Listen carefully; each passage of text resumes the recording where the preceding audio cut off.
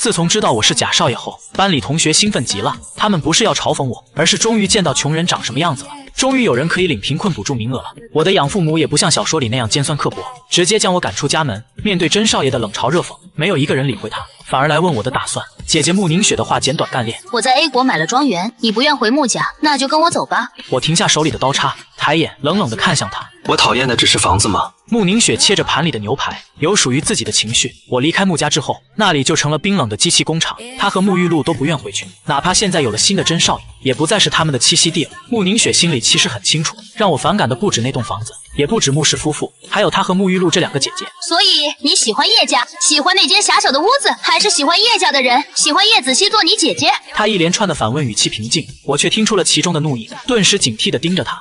你若是敢动叶家人，这是我们最后一次见面。并非我多在乎叶家人，而是最近突然像在玩游戏，看看把叶家从无到有培养起来，究竟需要花多长时间？自己好不容易找到点乐趣，也托了人脉帮扶叶家。若是慕宁雪现在发疯，那我一番操作全白干了。慕宁雪冷冷嗤笑一声，她倒是很清楚怎么拿捏我。她意味不明地盯着我，犹如猛兽盯上猎物般，满是强烈的占有欲。我没有踩蚂蚁的恶趣味，北城韩家的项目你别想了。我微微眯起了双眼。这人还是一如既往的狗，每次都用同样的手段制约我。清楚我在乎自己的事业，便用项目合作让我妥协。那个项目我不是找不到替补，只是这项目谈了1年多，倾注了不少时间精力。现在放弃的话，沉没成本实在太大。但是我最不缺的就是重头开始的勇气。慕宁雪还想用这招要挟我，根本就不可能成功。你到底想干嘛？带走我然后呢？送去 A 国关起来吗？每天派人监视着我，一段时间没见，你玩得这么变态了？慕宁雪微弯了弯唇角，叶家什么都给不了你，不如跟我走。纵然没有血缘关系，做不成姐弟，但我可以跟你结婚。我满脸震惊地看着他。慕宁雪，你脑子是抽风了吗？我连起神色看着他，眼神毫不掩饰嫌弃与厌恶。慕宁雪抿了口红酒。你以为以你现在的身份，柳家那丫头还会选择你？她爸妈躺在医院昏迷不醒，柳家多少双眼睛盯着她，那也是5、6年的问题。我在他不解的眼神下开口，没时间给你考虑了。柳氏最近在谈芯片项目，如果能拿下合作，柳氏市值至少翻一番。前提是柳如烟要联姻，要跟江家少爷订婚，这是江董事长提出的，圈里人都知道你们的关系。一旦柳如烟跟江泽宇订婚，你会沦为全京圈的笑话。我沉默了半晌后，忽而轻声笑了出来。我跟柳如烟没婚约，我们也不是情侣，就算她跟江泽宇订婚，她也是我的发小，更是我的合作伙伴，谈不上是我被抛弃，又有什么值得笑话的？慕宁雪并不觉得意外，她不再多说些什么，放下酒杯站起身来。我去个洗手间，你慢慢吃。我淡淡的嗯了一声，慢条斯理的继续吃着。没过多大一会儿，服务生端了3份甜品过来，恭敬的对我弯了弯腰。先生，穆总吩咐研发的新甜品，这是新做出来的蛋糕，请您尝尝合不合口味。我拿起小叉子尝了尝，唯独那份黑森林多吃2口，榴莲班戟实在太腻了，抹茶松露又太过甜腻，黑森林勉强过得去，不过蛋糕胚烤过火了。我用叉子指了指黑森林，其他都撤走吧。服务生微微鞠了一躬，将另外2份给撤走了。我戳着盘里的蛋糕，忍不住哼笑了一声。慕宁雪确实很关注我的饮食，穆家的厨师换了一批又一批，只因我喜欢吃这家店的慕斯，他就直接买下了整家店，还怕我早晚吃腻那个口味，不忘让厨房研制新产品。他这人确实挺有心的，所以我对这个大姐又爱又恨。耳边突然出现刺耳的声音：“这不是穆少爷吗？我差点忘了，你已经不姓穆了，现在是个破产的落魄户。”听见这嚣张无比的声音，我抬眼看了看来人，这张脸确实很熟悉。那位纠缠我3年的石安之，被我冷眼甩过无数次，最终被柳如烟狠狠教训一顿，才彻底摆脱掉他的纠缠。豪门圈子里哪有那么多真心？石安之当初纠缠我，就是看上了穆家的权贵，况且我确实长得很出众，从任何一个方面来说，只要能成功追到我，他就绝对不会吃亏。结果就是被柳如烟打了一顿，从校门口直接丢了出去。今时已然不同往日，我没了穆家少爷的头衔，也彻底丢了穆家的庇护，柳家自然不可能让我进门。石安之再次有了嚣张的资本，余光瞥见慕宁雪回来了，我便不搭理对面的石安之，低头继续吃着自己的蛋糕。石安之瞥了眼桌上的红酒，还有吃剩下一半的牛排，语气散漫的笑着：“别那么害羞嘛，你这是攀上了哪个富婆啊？还不如跟了我呢。跟我是不太可能了，看你还有几分姿色，勉强能做个小白脸。”话音才刚刚落下，砰的一声巨响传来，慕宁雪猛地把他的脑袋按在桌上，疼得石安之直呲牙咧嘴。石安之奋力想要抬起头，那股力道却压在他后脑勺，使他额头根本离不开桌子。他用力挣扎了一下，眼神蓦然瞥见那双高跟鞋，瞳孔猛地颤抖起来，下一秒就听见了冷硬的声音：“哪里来的野狗？胆子倒是挺大，敢坐我的位置，还敢调戏我的人。穆宁雪死死压着石安之，嘴上每说出一句话，手上的力道就加重几分。石安之疼得嗷嗷直叫唤，嘴里不停地开口求饶。穆宁雪依旧当作没听到。小白脸是吧？富婆是吧？你给我看清楚了！石安之扯着嗓子不断求饶，脑子被压得晕晕乎乎的，脸色也是越发惨白。他疼得生理泪水糊满脸，嗓子都喊嘶哑了，也没人救他。场面确实有点难看，不是说穆宁雪跟我水火不容吗？我气定神闲地吃着蛋糕，任由穆宁雪在那发脾气。眼看着石安之快撑不住了，我顿时也没了什么胃口，剩下最后一口蛋糕吃不下去了，放下叉子微微叹了口气，真是败兴。我拿起餐巾优雅地擦了擦嘴，见穆宁雪仍旧没有停手的打算。穆宁雪，差不多就行了，我可不想被当作目击证人带到警局去问话，这实在太晦气了。穆宁雪一把甩开石安之，石安之当场瘫软在地上，将地上的石安之架走了。脏东西被清理掉之后，穆宁雪把毛巾扔在桌上，目光挪向我吃剩的黑森林。换个地方，带你去吃点别的。不去了，我已经没食欲了。穆宁雪没有再多说什么，开车将我送了回去。奔驰平稳停在小区门口，后排两人一眼便看见了伫立在昏黄灯光下的少女。穆宁雪抿唇若有所思，扭头瞥了眼身旁的我。你让他下来接的。我轻轻摇了摇头，我也不清楚为什么叶子熙会来，大晚上站在小区门口等着，看样子还等了挺久了。我们两人先后下了车，叶子熙挂着柔和的笑意迎上来，很自然地接过了我的背包。姐，你这么晚在这干嘛？叶子熙揉了揉我的头。我下来扔垃圾，看时间你差不多回来了，就在这等了一会儿。小区的安保措施并不好，哪怕是在小区里面，晚上偶尔也会有抢劫发生。叶子熙担心弟弟的安全，又怕打电话会打扰我谈事，干脆站在小区门口等着。我微微愣了一下，才意识到现在10点多了，我连报平安的信息都没发过。叶子熙这么担心我，站在这等了这么久的时间，却又不忍心开口责怪我，依旧态度温柔且宠溺，让我心里有点酸胀感，感觉十分奇怪，一时间也形容不上来。穆大小姐，谢谢你送小陈回来。她神色依旧温和，总是一副恬淡清冷的模样，似乎对谁都不带敌意。穆宁雪眸色暗了暗，瞧见我低垂着头不吭声，就能猜到我此刻的想法。她抬眼看向叶子熙，他是我弟弟。声音虽然平淡，可眼神分明是在较劲。叶子熙神色不变，轻描淡写的开口回应：能有这么多人关心小陈，我也很开心。穆宁雪眸光微动，没有再开口说话，转身直接上了车。这一次她好像输了，我觉得穆宁雪的态度很奇怪。目送奔驰车远去后，我不再去纠结，挽住叶子熙的胳膊回家。我有些愧疚的开口：姐，以后我如果回来晚，我会打电话告诉你，回家之前也提前发消息，你就不用在门口等着了。夏天晚上蚊子多，看你手被咬的都花了。我看着叶子熙小臂上那5、6个红肿的蚊子包，心里觉得有点不是滋味。叶子熙并没有责怪我，甚至还感到很开心，因为弟弟心疼他了，而且愿意以后主动报备。我在慢慢接受他这个姐姐，也在慢慢融入这个家。到家的时候，小学生叶佳怡已经睡了，叶父和叶母还坐在客厅等着，正谈论着今天那辆奔驰车。叶母垂着眸子，眼眶看起来红红的，难掩失落的开口：前天那辆车停在门口，今天又接走了小陈，我认的那是穆家大小姐，看样子挺在乎小陈的。仔细在楼下等那么久，小陈会不会不回来了？不会的，叶父握住妻子的手安慰，表情却也透着几分不安定。我们应该相信小陈。叶母惆怅地叹了口气：不是不信小陈，只是条件跟穆家差太多。如果穆家真的在乎小陈，想将小陈接回去，我们没资格不同意，让他过更好的生活。叶家如今的状况大家都懂，小陈来的那天穿着名贵，他们的经济条件太差，能买几百块的衣服都算顶天。要是小陈真的想回穆家，回去过富足的日子，这也是情理之中的事，他们哪有脸面去反对，硬将他留在这陪他们吃苦。如果叶家能重申豪门，他肯定不愿让亲生儿子去别人家当养子。门外，我将两人的话尽收耳中。对我而言，待在叶家只是玩，但对于叶家人而言，却是重获无价之宝，找回了真正的家人。我轻轻推门进去，谈论的声音戛然而止。叶母和叶父同时抬起头，眼底是失而复得的欣喜。叶母暗暗抹掉眼角的泪，转忧为笑，迫不及待地起身迎上来。小陈回来了，晚上有没有吃饱？妈，给你煮点宵夜。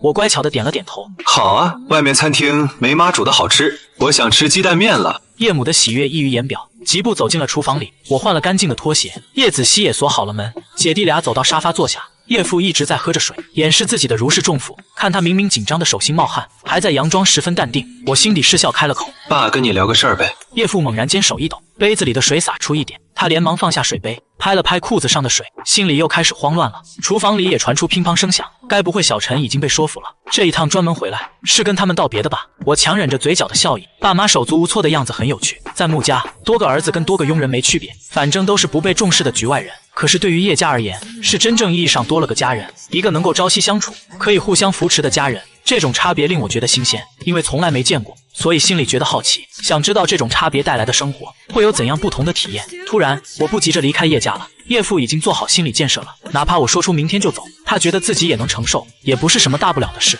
我压下恶趣味的笑意，恢复正经的脸色开口，就是想说家里条件太差，马摆摊赚不了大钱，您跑车也只能维持开支，想要重新创业的话，照这进度资金远远不够，您要不要考虑换份工作？叶父当即猛了一瞬，搞半天不是要走啊，只要不走就什么都好。叶父紧绷的神经瞬间放松，只要小陈不离开，别的事情都好商量。他眼底泛着笑意开口，听你这么说，是有什么好的提议了？我认真的看着他，去上班吧。叶父愣住了，眸光凝滞了许久，落寞的垂下眼眸。小陈，不是爸拉不下脸面打工，而是爸年纪实在太大了，刚破产的时候我也去很多公司面试过，根本没人愿意聘用我，家里没有收入，揭不开锅，我才贷款买车，跑网约车。提起这件心酸的往事，叶子熙也微微叹息。那段时间他好几次放学，看见父亲提着公文包，满脸愁容地坐在大树下叹气，树荫压弯了父亲的腰，刺眼的阳光白了父亲的发。回到家时，父亲表面装作若无其事，将受到的冷眼全咽进肚子，却还要被亲戚指责无用，重担压在父亲身上，让这个正值中年的男人像缩在角落里的败家犬。贷款买车去跑网约车，还是他给父亲提的意见，有了一定收入负担日常，父亲心里的压力才减轻了。叶父勉强笑了笑，爸知道你想让家变好，我以后晚上也去接单，多攒点钱，到时盘个铺子做小生意，日子会越来越好的。叶父不想驳了儿子好心，但他确实试过去找工作，没人愿意录用50几岁的人。见叶父和叶子熙表情难看，我猜到曾经叶父找工作到底有多么不容易。我懒懒地靠着椅背，抓了个抱枕抱在怀里，继续说出自己的提议。爸，现在满大街高材生，你去面试小职员，自然有一堆年轻竞争者。但是你当初白手起家，叶家富裕了20多年，你最大的优势是管理，为什么不面试管理层？叶父抿了抿干燥的唇，小职员都没人收，何况是高级的管理层。叶母端着面上来，轻轻放在我面前，给我拿了双筷子。面煮好了，先吃饱了再聊。我丢开怀里的抱枕，接过筷子搅和了鸡蛋面。叶母坐在叶父沙发的扶手，看着态度怡然自得的儿子，怕他不知道社会多艰难，不禁柔声开口劝说：小陈，不是你爸不愿意去尝试，只是找工作实在太难了。如今那些公司里头，没点人脉，没点背景的话，干5、6年都不一定升职，怎么会招不明来历的人进去直接当管理层？我大口嗦了口面，朝叶母微微歪了歪头。我这个亲儿子不算人脉。叶母瞬间懵了，跟叶父疑惑的对视一眼，差点忘了这个乖儿子人脉实在多得可怕。我慢条斯理地说道：叶家以前做汽车生意吧，我有个朋友收购了车企，正想雇个人去打理，爸算是经验对口了。如果爸想去试试的话，我跟我朋友推荐一下，让爸去面试，进了这圈子容易了解市场，对以后重新创业也有帮助。我垂下眼眸吃着面，语气淡得像是在说一件买衣服般简单的事。叶父再次抽象了，试探的小心开口问：你朋友开什么公司啊？不会又是像谢老那样那么厉害的大人物吧？我眨巴眼，淡定回答：你们应该听说过吉岭汽车。岳父说话都结巴了。吉岭是兴起的汽车品牌，目前出了一款越野车，售价在100万以上，采用全反弹玻璃和新技术，以极致的安全性出名。隶属的李宇汽车集团更是国内知名大企，名下品牌销量国内前10，产业早就做到国外去了，尤其是 A 国的街头，随处可见李宇的汽车。小陈居然还有李宇的人脉，我咬断面条说道：也不算认识李宇的人，我朋友负责吉林品牌，汽车生产零件多工序多，自然厂子也多，最近收购了个工厂，做喷漆和零件安装。听完我的解释后，叶父眼睛还是瞪圆的状态。现在工厂全机械臂工作，实在先进的很，他从没见过这些高端科技，如果有机会见识一下，了解目前的汽车市场，自然是最好的。他心里很想去，却怕儿子欠人情不好还。我轻轻放下筷子，扭头跟叶子熙对视一眼。一家人有什么麻烦的，对吧姐？叶子熙会心一笑，是他告诉弟弟不用计较的，弟弟这是开始接受他们了。我坦诚地开口说道：爸，我只能推荐您去面试，能不能过得看您发挥了。大家都是生意人，如果您的条件不达标，我也没能力强塞个人去管理那么大的厂子。叶父眼神坚定道：那是自然，爸还是挺有信心的。我把碗筷洗干净晾干，就先去浴室洗澡了。叶父喝了口浓茶，止不住的开口感叹：叶家就像是一艘帆船，小陈就是那船桨，没有这把船桨，船只能在水面上飘荡，无奈的随波逐流。有了这把船桨，他们就有了前进的方向。一家人卯足了干劲，把力气往一处使，相信终会到达彼岸。夏季的暴雨来得突然，声势浩大的拍打着玻璃窗，扰得人彻夜难眠。这场雨下了3天3夜，依然未曾停歇，天空阴沉沉的，见不到明媚的阳光，人们的心情也变得阴沉。林家俊回到教室坐下，立刻踢掉脚上的皮鞋。烦死了，烦死了！天天下大雨，鞋子全都湿了。他的袜子像泡过水一样，包着脚丫子难受极了。沈明熙拎着个袋子过来，随意放在他的书桌上。谁让你蠢？下雨也不知道多备双鞋。林家俊瞪了他一眼，好奇地扒拉着袋子。这什么东西啊？环保袋里放着崭新皮鞋，还用袋子装了干净毛巾，甚至还有新袜子和海绵。林家俊眸光不自然闪烁，轻轻抿了抿唇，心里觉得还挺贴心。他没急着换上新鞋，而是看向坐在位置上的我，抬高声调大声问：小陈，你鞋袜湿了吗？这有新的，你要不要换换？沈明熙心里无语，特意给你准备的东西，你居然想拿给别人，真是没有心的家伙。我忍不住轻笑，直起脚边的透明鞋套。不用了，我穿这个回来的，没有弄湿鞋袜。见这几天雨水太多，叶子熙特意给我买的，换好鞋套拉紧带子就行，比水鞋好看也方便。林家俊开口调侃：有姐姐就是好哦。以前你才不会穿这个，觉得拉低形象？我无所谓的耸耸肩，好过你鞋袜全湿透吧。林家俊的唇角拉了下来，无语的抿着嘴唇。林家俊很羡慕，林家俊很嫉妒，林家俊不开心。沈明熙不由得催促他：行了，赶紧换上吧，湿了脚容易感冒。虽然是炎热的夏天，但连着几天下雨大降温，冷到脚最容易生病了。知道了，你啥时候变这么啰嗦？林家俊嘴里抱怨着，擦干脚换上了干爽鞋袜。沈明熙翻了个白眼，他也不想这么啰嗦，但是再不表现明显一点，未婚夫怕是要跑了。林家俊换完鞋浑身舒服，压低声音悄悄说道：听说慕宁雪回国之后一直没有回家住，慕轩明摆着不受宠啊。沈明熙悠悠接上话：你在穆家眼线了吗？怎么什么都知道？孙雅涵告诉我的，她说这几天都没看见穆家姐妹的车进出，肯定是没回家。这也不算新鲜事了，穆家的儿子哪有受宠的？不管是穆轩还是小陈，在那个家都是格格不入。我看未必，虽然圈里都在传小陈跟他们水火不容，但我们还不清楚吗？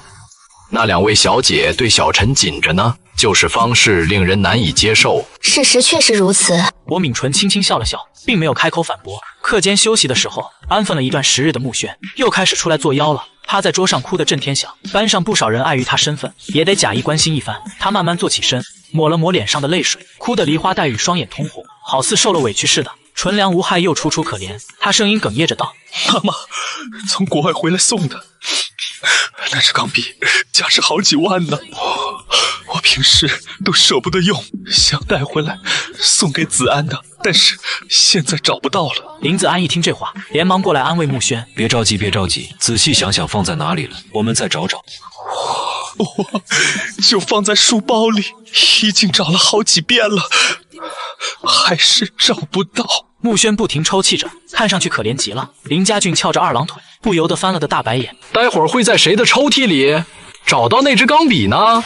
他猜那个人会是我，我也是这么认为的。为了验证自己的想法，我把抽屉里的书挪到桌上，果不其然，在最里面发现个不属于我的盒子。我伸手拆开一看，正是一支名贵的钢笔。消停会儿吧，你要找的是这个吗？此话一出，所有人将目光投向我。穆轩盯着我手里的盒子，似乎感到十分惊讶，连忙起身跑了过来，打开盒子看了一眼。是这支钢笔，为什么会在这里？我忍不住冷笑，意味深长地睨着他。为什么在我抽屉里？你难道不比我更清楚吗？栽赃构陷这些小把戏，早就跟沐浴露玩过无数遍，我压根不放在眼里，懒得陪穆轩继续演。穆轩的瞳孔地震，像是被误会了，急于澄清。你这话什么意思？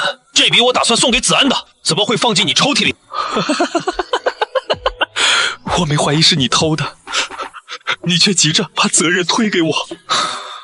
我知道你对我有偏见，可也不能这样诬赖我。这番话反倒把我说成了做贼心虚的小人，着急撇清关系而倒打一耙，脑子转的确实挺快，这都能硬演下去。小陈，你想要的话，我可以让妈妈再买一支，你何必闹这一出？穆轩看上去很生气，俨然一个宽宏大度的受害人。这款钢笔市价27000，可惜一直是有价无市，目前只生产了500支。我拉开自己的书包，把笔袋给抽了出来，扯开拉链往桌上一倒，掉出4、5支一模一样的。瞧见穆轩越发难看的脸色，我微微勾了勾唇，轻飘飘的开口问道：玩把戏不是先做背调吗？回去查查股东名单，我的名字排在前面，其实挺显眼的。这是我投资失败的项目，500支钢笔定价太高，所以销量很差。但确实挺好写的，我就多拿了几支私用。谁能想到会有这场戏呢？把戏被当场无情拆穿，穆轩只能硬着头皮开口：“是我误会你了，那可能是有人恶作剧，拿了笔放进你抽屉吧。”谁会闲得蛋疼？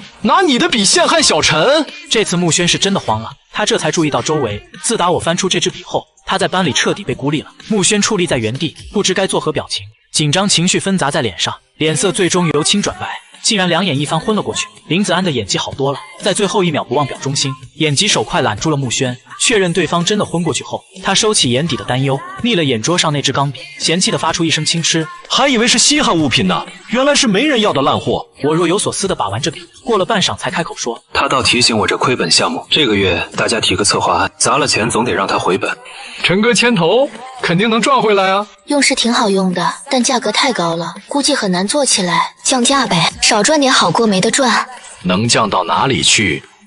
当初直接盘下了一个厂，技术专利花不少钱买的，成本实在太高了，再降也是赔钱生意，还不如烂在手里呢。”我安静听着众人的讨论，心里逐渐有了想法。赔是不可能赔的，物以稀为贵。你们洽谈把这笔摆桌上，签合同的时候就夸两句，库存剩下的当礼物送掉。我不仅不降价，还要让它涨价。众人你看看我，我看看你，纷纷应声点头答应。他们很相信我的生财能力。上年的项目是我牵头，如今做得风生水起，他们私产资金多来源于此。我有心重做钢笔项目，就必不可能亏本。轰隆一声雷鸣巨响，惊断了众人的谈话。大家不约而同看向外面，看着那阴沉沉的天，雨势像是要由小转大。林家俊小声嘟囔道：“真是见鬼了，这雨下到现在就没停过，哪来那么多水往下掉？”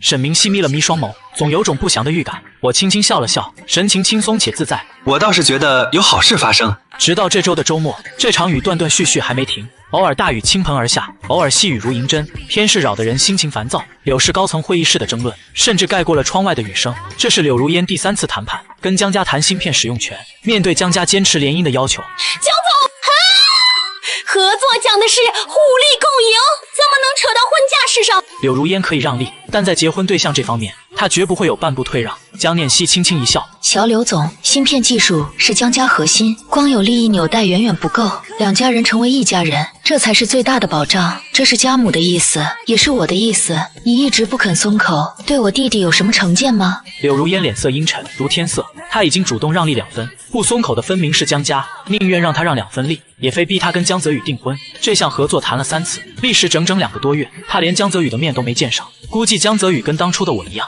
是用来捆绑两家利益的麻绳。江念希笑容中带着玩味，同是金圈里的人，他自然知道我的存在。小柳总还放不下小竹马，他已经不是穆家少爷了，跟你们不当户不对，给不了你任何帮助。就算你对他一片痴心，柳家亲戚允许吗？柳氏的股东允许吗？他又愿承受阶级差距，坚决跟你在一起吗？字字句句诛心，却又句句在理。柳如烟清楚我的心意，可如今我还在上学，相互扶持似乎并非难事。真到了婚嫁年龄，我会愿意承受外界非议，坚定不移地选择他吗？未来的事他从来不敢赌，但他知道现在为时尚早，并不是做决定的时候。就算真的要分道扬镳，选择权也应该在我手里，而非他单方面一意孤行。所以江家这个无理条件，他绝对不会接受。我们谈的是项目，如果对合作有不满，可以双方继续协商。若扯到婚姻大事上，那我们没什么可聊的。江念希饶有兴致扬眉，轻笑着开了口：“柳如烟，你终归年纪太小，还不够成熟，不明白这其中利害关系，不用着急给我答复，你可以慢慢考虑，什么时候想通了，什么时候签合同。”气氛正僵持不下时，外面有人敲门进来。萧念清疾步走到他身旁，凑到他耳边低声说：“小陈少爷来了。”柳如烟眸光猛地一亮，阴沉脸色霎时变得明媚。她朝江念希礼貌笑了笑：“江总，这笔合作没必要再谈了。还有，我选小陈，不在乎他是什么身份，在乎的仅仅是他本身。”话音落下，柳如烟犹如打了胜仗，让萧念清直接送客，转身离开了会议室。态度变化实在太快，让江念希一时没反应过来，甚至觉得十分怪异。他转头问萧念清：“为什么突然不合作了？”萧念清垂眸笑了笑，恭敬地开口回答：“比江家的芯片技术，小陈少爷更有价值。”总裁办公室里，我一袭简约休闲装，衬得我身形修长。我安静坐在沙发上，长腿随意交叠，手里端着茶杯品着红茶。余光瞥见有人进门，我放下茶杯站起身，扬起温和的笑意，朝对方伸出了手：“小柳总，我代表瑞明科技来谈合作。”柳如烟看着明朗的我，眼底爱意在不断翻转，眼神都能拉丝了，连带说话都不由得夹着。做出来了！我笑着点了点头。我这及时雨能救火吗？柳如烟握住我的手，拉着我在沙发坐下，佯装委屈的贴控诉：实施救火，简直是救命！他们逼我嫁江泽宇，你再来晚一点，就要失去我这个竹马了。我猛地抽回自己的手，意味深长地逆过去。所以我不来，你是打算妥协了？柳如烟当即一噎，立刻竖起3根手指。苍天可见，天地良心啊！我绝对不是这个意思。我挑了挑眉问：那你是几个意思？柳如烟可怜兮兮的抿唇，拉住我的手握在掌心，就单纯想跟你撒娇。我微微眯了眯眸子，略显嫌弃地调侃她：柳如烟，你最近越来越骚了。柳如烟呵呵笑了一声，并不开口反驳我。没办法，她的小陈快要毕业了，切换关系前总得有过渡期让我适应。别贫嘴了，我是来跟你谈合作的，我连合同都准备好了。聊完正好去医院探望，看看伯父伯母。瑞明科技自打创立就致力于研发芯片，就在1个小时前，新芯片试验成功了，完全有能力替代江家。我紧赶慢赶带着合约，就是为了不让他受制。聊到合作的事情上，两人都变得认真专注，一个代表着柳氏，为了一点利益互不相让，经历长达1小时唇枪舌战，才终于洽谈好了条件，重新订立合约，签了字。大少爷中午吃什么？结束工作，他恢复往常，宠溺地揉了揉我的头，被我一把用力拍开。我幽怨地瞪他一眼，整理了一下自己发型，随口说出想吃的东西。别把我头发弄乱了，我想吃牛腩粉了。柳如烟失笑道：好，带你去吃牛腩粉。两人搭乘电梯下楼，路上员工见了我恭敬打招呼，喊一声小陈少爷。我忍不住惆怅叹息。柳如烟捏了捏我的脸，开口关心发问：怎么了？什么时候我才是总啊？虽然我投资的企业很多，也会有人恭维叫叶总，但说到底没有正经职位。柳如烟因为家里变故，才被迫坐上总裁位置。我不羡慕，我只是觉得，等我以叶总名头扬名立万，才算有资本骄傲地站在慕宁雪的面前，而不是被当作取乐玩具，觉得小恩小惠能带走我。柳如烟轻声笑了，我的愿望还是朴实无华，脑子里除了赚钱搞事业，慕宁雪越是压制我，我便越奋发往上爬，学习投资积累人脉，经历失败仍越挫越勇。这就是他喜欢的我，不论我究竟叫什么，始终是他想要的男孩。见大的雨势没影响心情，坐上副驾驶后，我狐疑又害怕地看着他。你车技行不行啊？不会半道把我甩出去吧？柳如烟忍俊不禁：行不行？试试就知道了。我无语地瞪了他一眼，这话听起来很有歧义，我还是个单纯的少年呢。放心吧，我都开了1年多了。柳如烟俯身过来，为我系上了安全带，开玩笑道：比起沐浴露肯定差了，他能开车撞宴会场，我没那么大的胆子。我忍不住笑了，像他那么疯也难找。话说回来，那晚之后他没找过我。他去荣城比赛了，据说他上1年在2国得奖，赛车圈有不少粉丝。这次受邀过去露个面。沐浴露从小就叛逆，不爱循规蹈矩学金融，家里让干嘛他偏反着来。穆家看重世家大族脸面，他偏到反天罡玩赛车，成年拿驾照就买超跑，市中心开到150迈，罚单比新华字典还厚。被训了10几次后，就跑去山道赛车了，跟几个20组秋名山飙车，浪荡名号就此远扬。金圈谈及他没有好词，拿他当反面教材。我有幸被他逮去赛车，被强按着坐副驾驶。山上弯道本就危险，他还开得飞快，那次险些冲下山崖。比赛结束，我虽活下来，但自闭得1个月不敢坐车。我一直觉得他疯得过分，自己不怕死就算了，还想拉着我一起死。后来他不顾反对做赛车手，确实赢了不少赛事，但荣誉不被世家认可，被当作顽劣叛逆的象征。他像不要命的赌徒，用性命反抗穆家安排，保不准哪次就回不来了。想想我怎么活下来的，也就不会担心他了。柳如烟了然地勾了勾唇，他清楚我并不是嘴硬。我是真的很讨厌沐浴露，若非上天垂怜，我早死在他手上了。不会因为工作忙碌而落下，才能用最短的时间保证各科考试，不会因为工作而落下。车速一点都不快，平稳开到小学附近的面馆，面馆的名字叫做牛记。我很喜欢吃这家的牛腩粉，以前放学总不想回那个家，不想面对那2个麻烦姐姐，我总在这里填饱肚子再走。小学毕业之后，偶尔也会想念这个味道，就会拉着柳如烟陪我来。进门，柳如烟就熟络地点餐。牛叔来2碗牛腩濑粉。牛叔笑着应了一声，好嘞。他把粉下锅煮着，笑道：好久没见你们了，现在在哪儿上学呢？还在本市，下1年就不清楚了。我笑得十分灿烂，全然没有一点架子。濑粉很快就被烫熟了，浇上牛腩就能出餐了。牛叔端着2碗粉走过来，把没葱花那碗放在我面前。来你的不加葱花，这都记得。我搅和了一下碗里的粉，让牛腩汁融进热汤里面。牛叔呵呵笑了几声，哪儿能忘啊？你有一回忘记说别加葱花，这丫头一颗颗帮你挑出来，这么贴心的女生很少见，我印象深着呢。我抿着唇没有说话，耳间蓦然染上几分绯红。我这才刚吃了一口粉，手机突然就进了电话。叶家这边的气氛不太好，我大早上因为公事出门了，我前脚刚离开家门，后脚就来了不速之客。看着眼前高挑冷艳的女人，叶母怔愣了好半会儿，除了惊讶外，更多的是畏惧。对方穿着一袭精致正装，面容冷凝，不带一丝感情，深邃眸子散发危险气息。光是站在那边满是威压。正在吃早餐的叶父和叶子熙看到来人也都瞬间呆住了。穆宁雪这么早跑过来，还专门选在我出门的时间，必定是没安什么好心。找叶晨吗？他刚出门。叶母说话的声音都在发抖，眼前这年轻女人的气场实在是太过可怕了些，叫人根本就不敢造次。穆宁雪神色淡淡的开口：“我找你们。”叶子熙知道母亲应付不来，放下筷子看了父亲一眼，示意他先把碗筷收回厨房。他起身走向门口方向，宽慰似的拍了拍母亲的肩，叶母便转身去厨房泡茶了。叶子熙面带柔和的微笑，不卑不亢地对上穆宁雪：“请进吧，有什么话坐下说。”穆宁雪迈着步子走进去，沉着一张精致清冷的脸，四处打量着这狭小的房子。虽然重新装修了一番，看着干净整洁也比较美观，但对他来说还是太小了。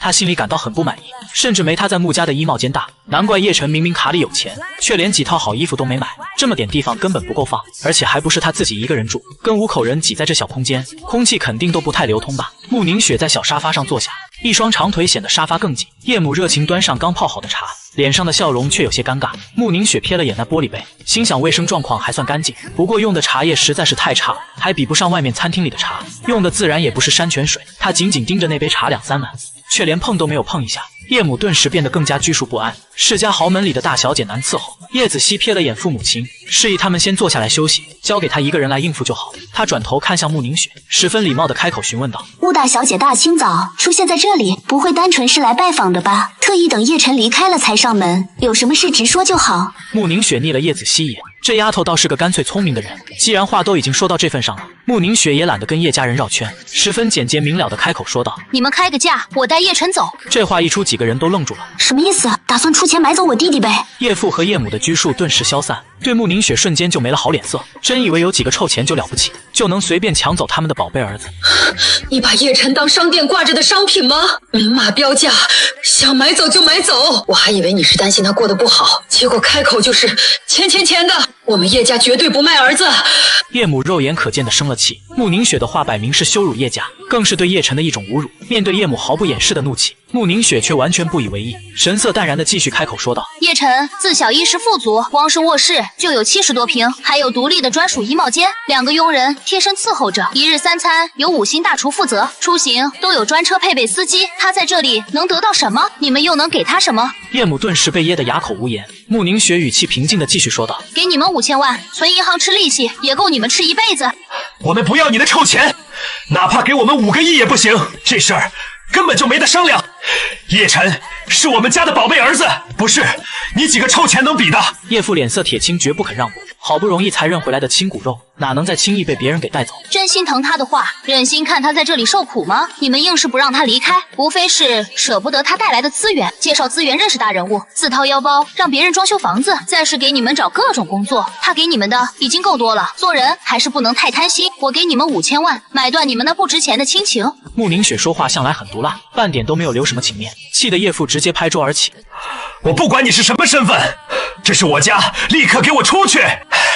想带走叶晨，你做梦！穆宁雪不与叶父多做争论，从包里取出来一张5000万支票，动作优雅地放在了桌面上，随后直接站起身来离开。叶父被气得头顶都要冒烟，抓起支票一把撕得稀巴烂，朝穆宁雪的背影扔了过去，纸团轻轻砸在穆宁雪后背，她的脚步稍微停顿了一下。不识好歹！叶母轻拍着丈夫后背顺起，目光紧紧盯着穆宁雪的背影，明显心里面也是十分不畅快。叶子熙站在原地思索了片刻，捡起地上的支票丢进垃圾桶，而后快步朝着门外追了出去。小区外面那棵大树下面，他喊住了迈着步子离开的穆宁雪。穆大小姐，我有话跟你说。穆宁雪缓缓停下脚步回头，自始至终都是那张清冷的脸，看着少女一路小跑了过来，她冷着声音开口询问道：“你还有什么事情？”叶子熙站在原地缓了口气，脸上重新挂上得体的微笑，与叶家夫妇的恼火完全不同。他此刻显得十分地平静，依旧不见任何明显的敌意。我不知道你们家的教育如何，叶晨的性子礼貌，且待疏离。不管他最后接不接受我们也干不出卖儿子求荣的事。如果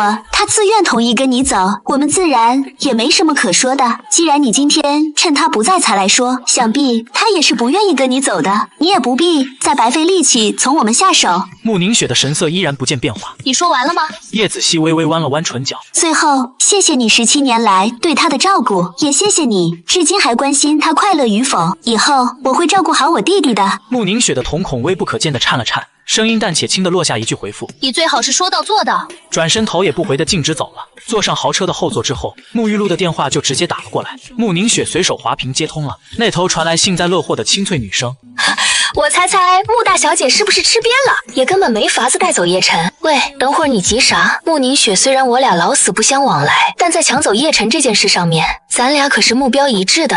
慕宁雪满脸不耐烦，直接断线。沐浴露在那头顿时懵了一瞬，皱起眉头，气得把手机砸在沙发上。慕宁雪，这讨厌鬼！我这边正缩着粉接通了未知来电。您好，听筒里顿时传出沐浴露生气的声。气死本小姐了！慕宁雪竟然敢挂我的电话！我忍不住翻了一个大白眼。你打电话就是来吐槽的吗？沐浴露生怕我也直接挂他电话，连忙焦急地开口说道：慕宁雪刚才去你家了。我闻言立刻皱起了眉头。慕宁雪跑去找叶家的人，那肯定是准没什么好事情。谁知道他神神经经会说些什么？你是怎么知道的？叶晨，你是不是变笨了？我跟慕宁雪活得跟谍战剧似的，他往我身边安插各种眼线，我也往他身边安插探子，这有什么难理解的？我沉声问他知不知道说了什么。鬼知道说了些什么，反正他出面就肯定没好事。你这探子真没用，打电话来就为给我个坏消息。你也太没有良心了吧！我说实话，平民游戏你还打算玩多久啊？不想跟慕宁雪出国就跟我去啊，他能给你的我同样也能给，甚至给的绝对比他更多。我闻言微微的挑了挑眉梢，语气玩味的开口对他说道：他说他要跟我结婚。我的天，这女人脑子有问题吧？沐浴露惊的从椅子上直接弹起来，她20几年来最在意的玩具慕宁雪竟然想私藏起来占为己有。喂，本小姐回去找他算账。电话嘟地一声就立刻断线了。我平静的把手机放回桌面上，由得那2个麻烦精自相残杀，我自己反而乐得逍遥自在。柳如烟用手托着自己的下巴，好整以暇地盯着面前的我问道：慕宁雪想跟你结婚。我对此事也并不加以否认。江家之前用合作逼你跟江泽宇订婚，慕宁雪以此提出让我放弃你，让我老老实实的跟他走。现在仔细的回想起来，我严重怀疑是他在背后给江家支了这么一个损招。光是想想柳如烟也被无语笑了。慕宁雪在金圈里面待得太久，思维早就已经被家族给同化了。做什么一切都只讲究利益，婚姻当然也可以用来做买卖，不论对我究竟是何种情感，只要能将我牢牢留在身边就好。哪怕我们做了17年姐弟，哪怕他足足比我年长10岁。最可笑的一点就在于，慕宁雪确实很关心很在乎我，属于嘴硬心软的那种类型，却偏偏从来没有尊重过我的意愿，总是用为我好的名义逼我做事，逼迫我去做我不喜欢的事情。所以我也一点都不喜欢慕宁雪。快点吃吧，凉了就不好吃了。柳如烟从自己碗里夹了几块牛奶，放进了我的面碗里面。她总是如此这般体贴入微，这份细心总是体现在细节里面，才让我渐渐敞开心扉接受她。午餐十分愉快的结束了之后，柳如烟再度驾车带我前行，车子一路平稳的开往医院，经是某家私立医院的顶层，10几间病房唯有尽头那间住着人，以至于整层楼静得落针可闻。平日里鲜少有人会从这里走过。柳直恒和柳母躺在相邻病床上，进门后，柳如烟先后查看父母情况，仔细询问了负责看护的护工，护工只是原话转达医生的意思，情况依旧不见有任何的起色。他听后只能暗暗地叹了口气。我默默站在一旁没有说话。每次只要来到医院这个地方，柳如烟的心情就显得十分沉重。1年前柳家夫妇驱车从省外赶回，只为庆祝柳如烟终于成年了，却在下了高速后的十字路口与一辆失控的货车猛烈相撞，车子被巨大的冲击力撞飞，在空中旋转，最后撞上了粗大树干。救护车及时赶到，将人送往急救。手术过后好歹稳住了生命体征，但医生说什么时候能醒还是未知，于是一躺就彻底躺成了植物人。至今1年多仍没半点苏醒的迹象。柳如烟让护工先出去外面等着，她想单独跟父母待上一会儿，陪他们安静地说说心里话。护工点点头，转身离开病房后，我们2个就像往常的时候一样，昏迷状态，只能依赖输液维持生命，身体的营养肯定是完全跟不上的，加上许久没有进行过任何运动，肌肉早已经开始渐渐退化萎缩。刘母的脸蛋也不如以前光滑有弹性。我看着这一切，心里止不住的叹息。伯母，求您快点醒过来吧！您如何忍心留如烟一人独自面对金圈里那些吃人的豺狼虎豹？他才刚满19岁啊，正是应该恣意潇洒的年纪，却要被迫扛起这么大一个集团。多少双眼睛在暗中死死盯着他，多少人恨不得趁机将他踩在泥底，试图瓜分柳氏积累的资源。江氏都敢想想他的婚姻大事了，谈个合作，用婚约来逼他就范。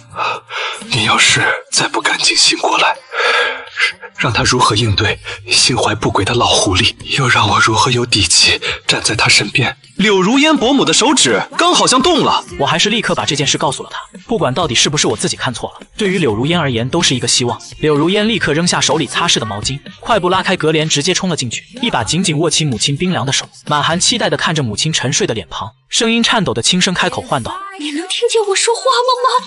你快点醒醒，睁开眼睛看看我好不好？”少女的眼眶倏然一下子就红了，却迟迟得不到任何一点回复。看着这幕，我的鼻子也有点泛酸。我默默放下手中温热的毛巾，转身疾步朝着病房外面走去。我去叫医生过来看看。柳如烟失魂落魄地坐在床边，紧紧握着母亲那双干瘦的手。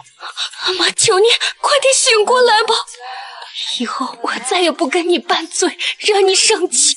你说我的字写得不好看，我真的有在每天好好练字。叶晨说我现在的字比爸写的还要好，你快起来看一眼好不好？我带着值班的医生匆匆赶回来，听见柳如烟这般惹人怜惜的话语，眼睛顿时忍不住有些湿润了。尽管她在商场上作风雷厉风行，她也不过是个才19岁的少女啊，内心依然极其渴望着母亲的疼爱。一场意外让她孤身担起整个集团，独自去面对商场上的人心险恶，她又何尝不想有个温暖的家避风，让她能在累的时候歇一歇呢？可是曾经那个最安全的避风港，变成了大海上孤独飘摇的破船。父母躺在病床上至今昏迷不醒，她时刻担心着一个巨浪汹涌而来，掀翻他这世上唯一的栖息之地。医生替刘母详细的检查了一番，在两人万分期待的目光注视下，医生只是无奈叹息着摇了摇头，应该只是无意识的神经抽动，到底什么时候能醒真不好说，有可能今天晚上就睁开眼，也有可能。后面的话医生没再继续往下说，意思却是让家属早点做好最坏打算，很有可能病人这辈子再也醒不过来。客气的送走来检查的医生后，我缓缓回到柳如烟的身边站定，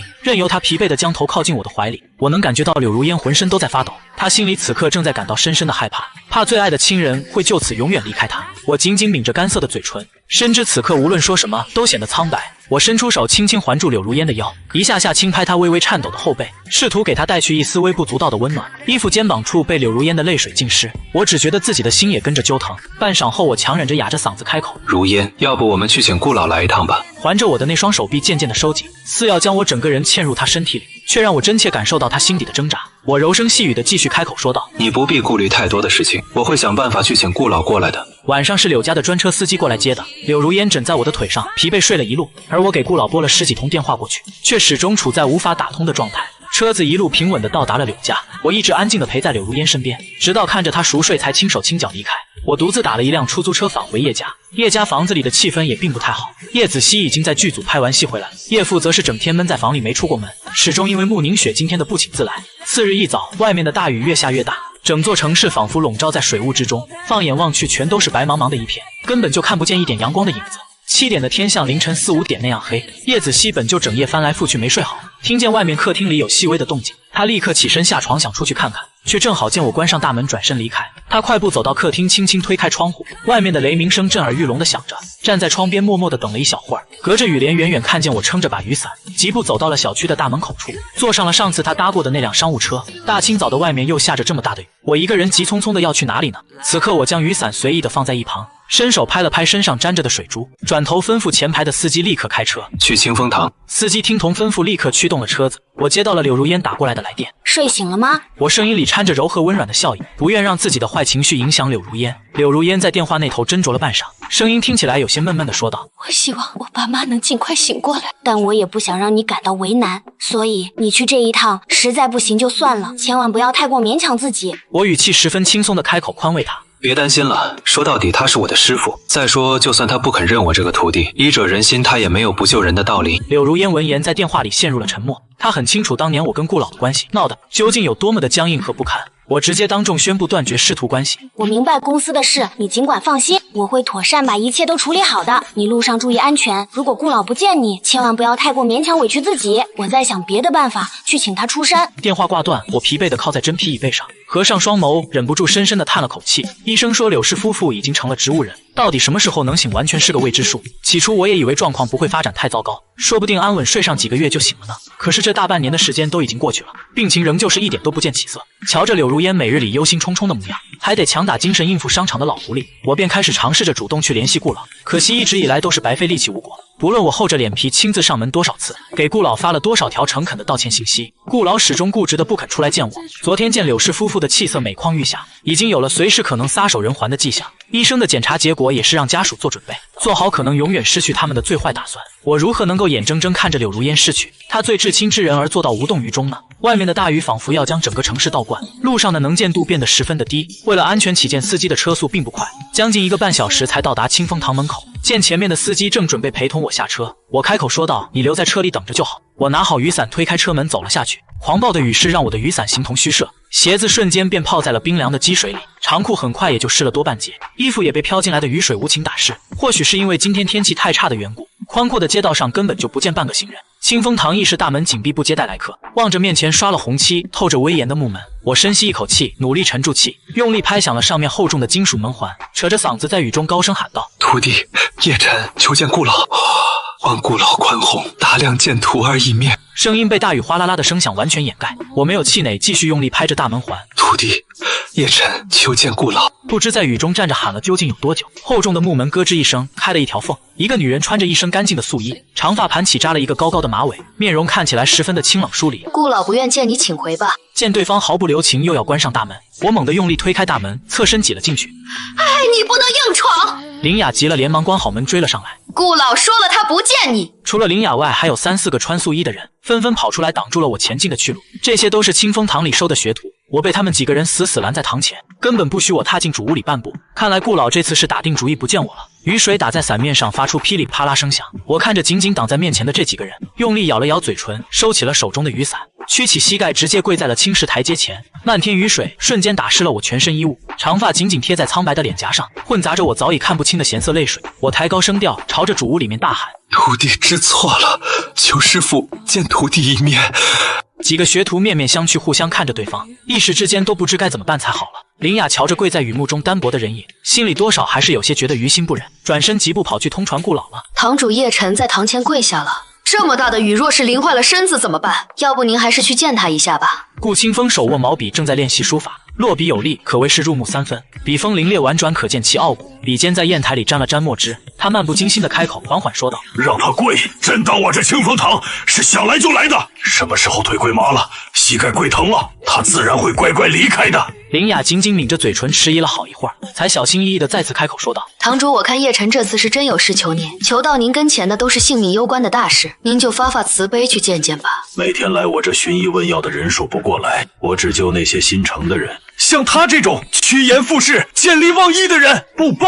毛笔被重重地放回到笔架上，笔尖的余墨甚至溅在了桌面上。顾清风的眼底此刻尽是怒气，他看着刚写好的那幅字画，新竹高于旧竹枝，全凭老干为扶持，顿时心里的怒气消散了一大半，剩下的只有难以释怀的深深怨气。他动手卷起桌上的这幅字画，沙哑的嗓音里吐出2个字眼：“不理不见。”情绪里翻涌着的满是不舍与落寞，还有说不尽的对徒弟的深深失望。林雅非常理解堂主现在的心情，解铃还须系铃人，他多说也没用，只能尊重堂主做出的最终决定，退出去向我转达堂主的意思。你走吧，堂主说了他不见你，你在这里跪着也是没用的。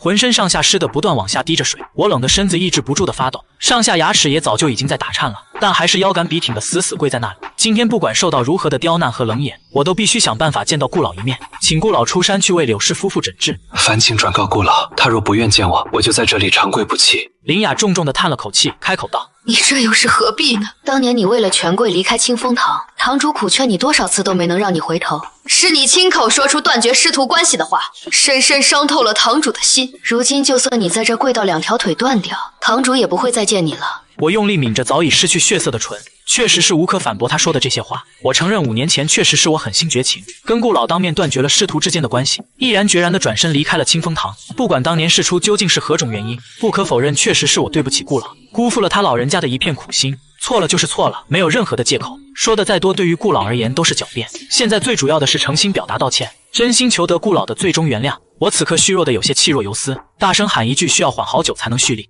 才能接着继续大声喊下一句：“我知道错了，求您见我一面。”2楼房间的窗边处，顾清风悄悄开了一条小小的缝隙，冷眼望着雨中如同风中落叶的我，苍老浑浊的眼睛微微红了一圈。那是他亲手收的第一个入门徒弟，是他亲眼看着一点点长大的孩子，如今却冒着大雨狼狈跪在他眼前。他又怎么可能会不感到心疼呢？可是我自小脾气便十分骄傲，心冷如铁，从来不肯向任何人低头，更是不知道人情冷暖究竟为何物。与人相处永远都在衡量对方价值，行事作风永远都在比较如何选择，才能让自己的利益实现最大化，不会去真正感受他人带来的善意，满眼防备，时刻警惕着他人的恶意。5年前，穆宁雪亲自带人上门抓人，要把我接回去，不许我继续学中医。其实顾清风心里也十分的明白，生在穆家，我有许多的无可奈何。只是他当时苦口婆心的苦苦相劝，让我不要再屈从于穆家的霸道安排，我却走得异常绝情，没有一丝留恋，扬言要跟他断绝师徒关系，回归豪门，一心去追逐名利场上的权势地位。当做亲孙子疼的徒弟说出这种话，犹如一把利剑直挺挺捅进他心里。也许我是权衡利弊后做出的选择，可我所有考量算计的利益因素里，从来没有他对我的真心师徒情谊。如今满身傲气的人愿意放下身段，抛下尊严，跪着求到他的面前来，或许真的遇到某个能改变我的人，让我冷硬的心学会感受他人的善。司机在外面等了许久也不见我出来，急得连忙给自家老板打去通报电话。刘总叶晨进了清风堂1小时了，到现在还没有出来呢。柳如烟手里的笔猛地掉落在了地上，心脏感到一阵阵一抽一抽的疼，总有一种非常不祥的糟糕预感。你赶紧进去看看情况。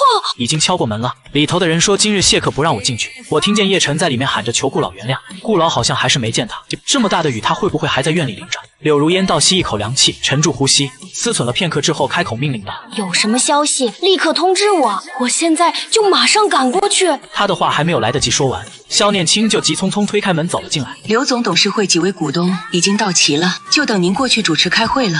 柳如烟用力咬了咬自己的后槽牙，偏偏挑在这么个关键的节骨眼上。我在堂前足足跪了2个多小时，刺骨的寒意紧紧包裹着我全身，意识开始渐渐抽离身体的之际，总算看到了那抹熟悉又模糊的身影。师父，徒儿知道错了。我说话的声音已经变得气若游丝。顾清风合上眼眸，长长叹了一口气，终是心软松了口，说道：起来吧。我眸光闪烁着复杂难明的情绪，鼻子酸涩的让人只想落泪大哭。谢谢师父。我用双手费力地撑着地板，想要起身。林雅打了把伞，正准备过来扶我，我却忽然身子不受控制晃悠一下，眼前猛地一白，失去了所有力气，整个人毫无意识倒在了大雨之中。昏过去前，只听见顾清风的急切声：这倒霉孩子，快把他扶到东厢房去。柳氏集团高层会议室里面，股东们看见推门进来的只有肖念青，表情顿时就变得十分阴沉难看。柳如烟人呢？肖念青面带得体且职业的微笑，十分客气地开口回答众人：刘总临时有十分紧急的要事处理，不能来开会了，会议改期，辛苦各位特意跑一趟。他现在可真是好大的面子，一个电话就叫我们过来开会，我们在这干等了那么久，结果他一句不来就不来了，一个黄毛丫头，真以为坐上总裁交椅就能横着走，眼里还有没有我们这些老骨干？柳氏能有今天的辉煌成绩，少不了我们在背后大力支持，如今他就敢随便放我们鸽子，改天指不定就敢过河拆桥了。股东们你一句我一句，怨声载道，满腹的怨气充斥着整个会议室。肖念青却像是早见惯不怪了，依旧维持着礼貌的职业微笑。各位刘总，今天本来是有一个好消息要跟各位股东共同分享的，柳氏已经得到最新的芯片技术，新款旗舰机的开发5日便能完成。他也清楚明白地交代了，如果哪位股东对他带有异议想撤资，那便请随意吧。肖念青是柳志恒特意培养的心腹，30出头的年纪已然处事十分老辣，这1年里也是幸好有他尽心辅佐，让柳如烟迅速适应柳氏的繁杂事务，在吃人的金圈里彻底站稳脚跟。区几个只会张牙舞爪的股东，肖念青3两句话就能让他们闭嘴。柳氏跟瑞明顺利达成合作，拥有了市场上最新的芯片技术，不仅是正在开发的新款旗舰机，可以马上着手准备投入生产。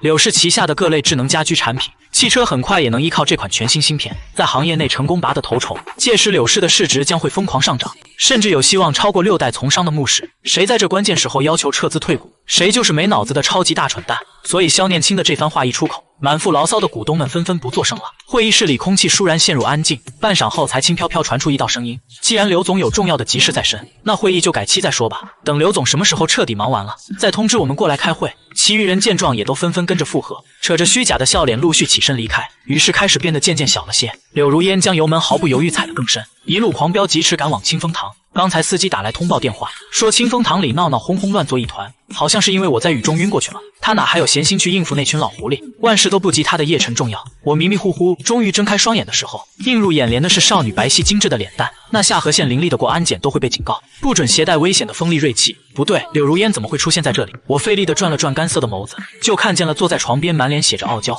师傅顾清风正盯着我看。我声音极其虚弱地唤了一声师傅。别叫我师傅，我没你这样的徒弟。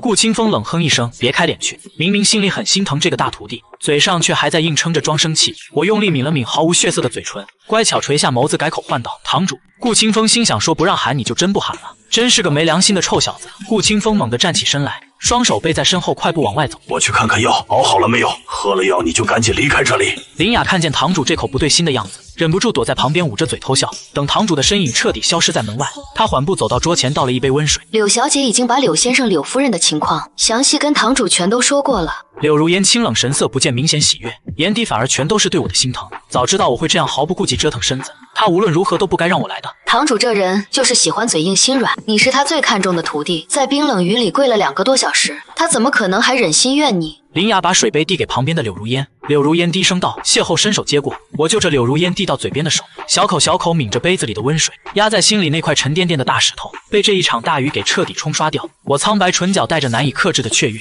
顾老终于点头愿意出山了，柳伯父柳伯母更有希望能醒过来，这样柳如烟就不会失去至亲了。大约过了半个多小时后，林雅去将弄干了的衣服取回来给我，我换回那一身剪裁得体的衣服，望着换下来的那套干净素衣，我想我不会再有机会穿这种衣服了。身处充满利益纠葛的名利场的人，衣食住行都有可能随时遭人诟病。这清风堂里宁静淡泊的氛围，朴素的生活实在是不适合我。我心里有难以磨灭的野心，追求权力、财富和商业地位，渴望能够获得无上的功名利禄。我想顺着阶梯不断向上攀爬，稳稳地站在权力金字塔尖，而不是选择在这里安静隐姓埋名，做个远离俗世纷争的普通医者。仔细在脑海里回想一遍，或许慕宁雪当初强行带我走是对的，尽管用威逼利诱的强硬方式逼我与清风堂彻底断绝了往来，至少我回到了属于我的正确道路上。林雅端着熬好的浓郁中药进来，忍不住轻轻地叹息了一声，喝了药就赶紧走吧，药方我给你抓了2剂，已经让柳小姐拿在手里了。我满脸疑惑地开口询问道：师傅呢？他都愿意出面给我治疗了，他老人家应该已经消气了吧？林雅把药轻轻放在桌面上，堂主说了，道不同不相为谋，他原谅你，也就当作没收过你这个徒弟。我垂下眼眸，默默陷入了沉默。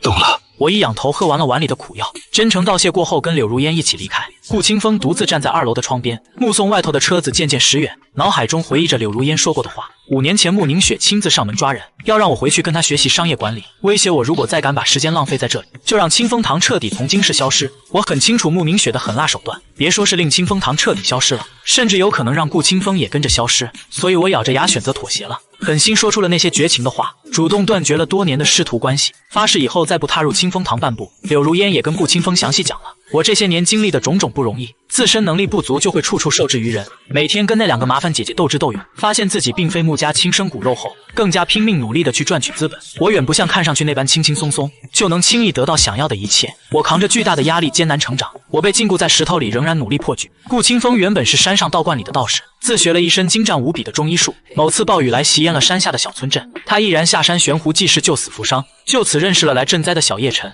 他觉得这小男孩有极高的天分，便主动收他做自己的关门徒弟。也因那场洪灾，他的医术名扬万里，受过他恩惠的人们合资为他建了这处安静避世的清风堂。所谓死道友不死贫道，他在清风堂里随心随性的过活，看不惯那些有钱人高高在上的嘴脸，他便固执的拒绝不去诊治，从不关心会不会因此得罪权贵。可是柳如烟一番话才让他明白，我成长的圈子不允许我拥有自由，他最不喜欢我的冷心与冷情，却是我10几年来赖以生存的利器。道不同自然不相为谋，就让他的小徒弟走回适合的路吧。叶晨，你是不是个傻瓜？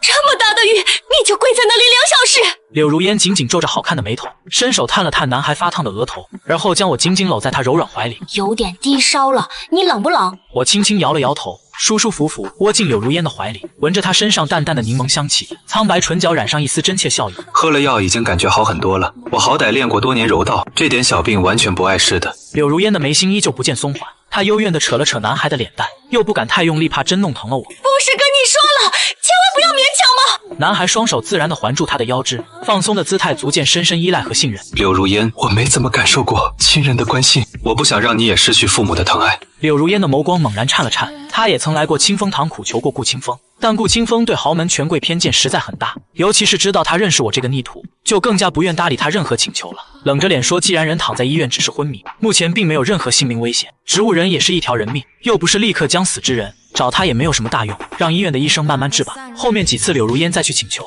连清风堂的大门都进不了，他知道只有我去求才能请来顾老，我也深知这一点。客厅里还留有一盏昏暗小灯，叶母还坐在沙发上坚持等他。叶母起身进厨房倒了一杯温水，随口关切地询问道：回来了，今晚怎么弄得这么晚？叶子熙满脸疲惫地在沙发瘫坐下，接过母亲递过来的水杯，仰头一口气就全部喝完了。我在剧里有2场夜戏，今晚索性就一并拍了。叶母盯着叶子熙仔细看了好一会儿，直到她缓缓放下手中的水杯，才抬手心疼地抚上她的左脸，眉心瞬间深深皱成了一团。你这脸是怎么弄的？为什么红红的还有指印？仔细些瞧，还能看见清晰指印，分明就是被人扇了响亮巴掌。叶子熙轻轻拉开母亲的手，故作轻松的淡淡一笑道：“没事，这是戏份需要，看着严重其实不疼的。”就算她嘴硬说一点都不疼，做母亲的看在眼里，心里疼啊。叶母赶紧翻箱倒柜的找出药膏，擦点药膏肯定好得快，不然你明天去上学，指不定别人背地里怎么议论呢。冰凉的药膏轻轻抹在脸颊上，火辣辣的疼瞬间被驱散大半。叶子熙乖巧坐在那享受母亲疼爱，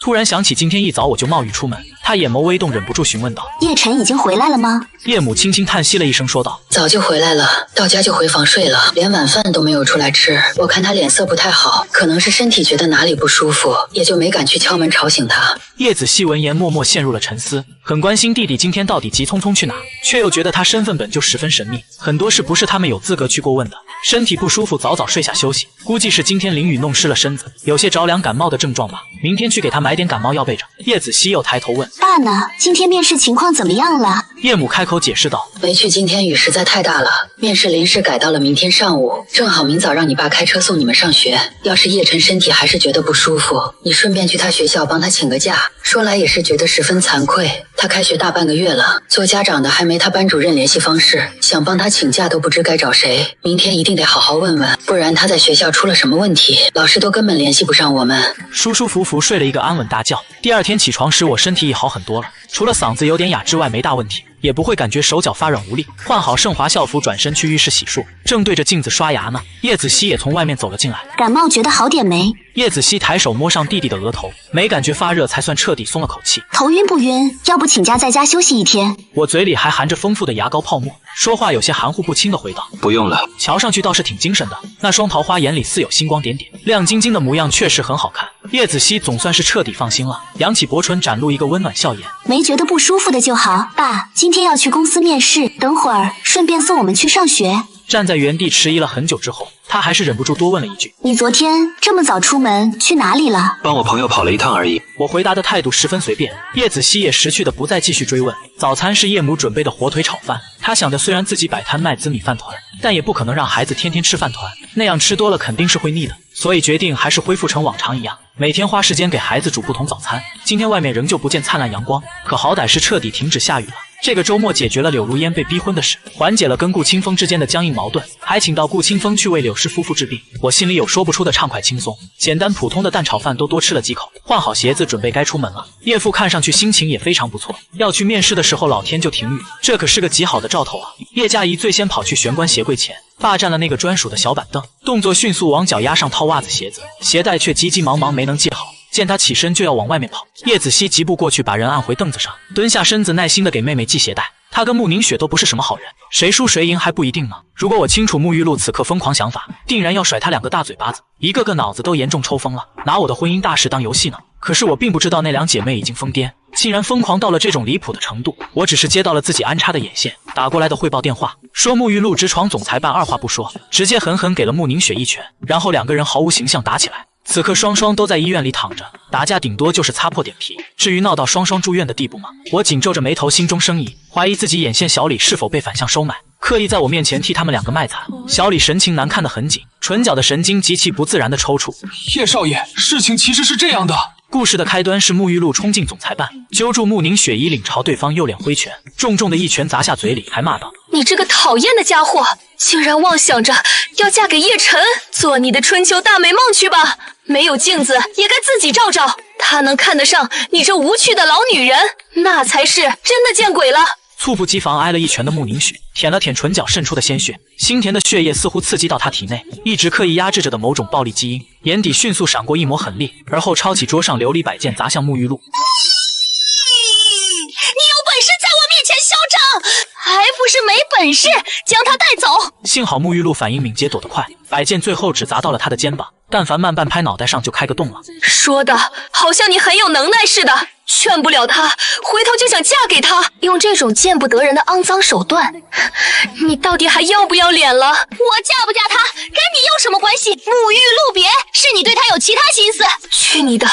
你以为我跟你一样龌龊？不过你若是想跟他结婚，我告诉你，绝对不可能。他娶我也不会娶你的。两人一边激烈争吵一边打，一会儿沐浴露把穆宁雪按地上，一会儿穆宁雪压在沐浴露身上。办公室里能砸的不能砸的都砸了，凡是能捞起来的东西都成了武器。外面一群员工围观，就是没人敢进。两位小姐打起来帮谁都不对，直到两人都躺在地上翻不了身，才有人大着胆子叫了救护车，把这俩斗殴的人送医院去急救。战后开始清算伤情，沐浴露的右手严重脱臼，额头破了一块像是被烟灰缸砸的，穆宁雪的左腿则是骨折，右边颧骨被划了挺深的一道口子。其他肉搏的破血淤青就不必再说了，两个人伤势大差不差一样惨。听完事情发生的所有来龙去脉，我无奈的扶额长叹息一声，差点忘了这两个女人都是疯子，一个不要命，一个很可行，打起来哪会像常人那般擦破皮。最离谱的情况在于这两人互殴时还不忘把我也给拉下水，一边打架一边还不忘大声叫骂，话里都在讨论要跟我结婚的事。那么多员工在现场全程围观，传出去指不定网络上的营销号该怎么编造些豪门的离谱秘闻。许久没听见电话那头做出声响，小李几被发函小心翼翼地试探着我对此事究竟是何种态度。叶少爷，您不过来探望一下吗？有什么可探望的？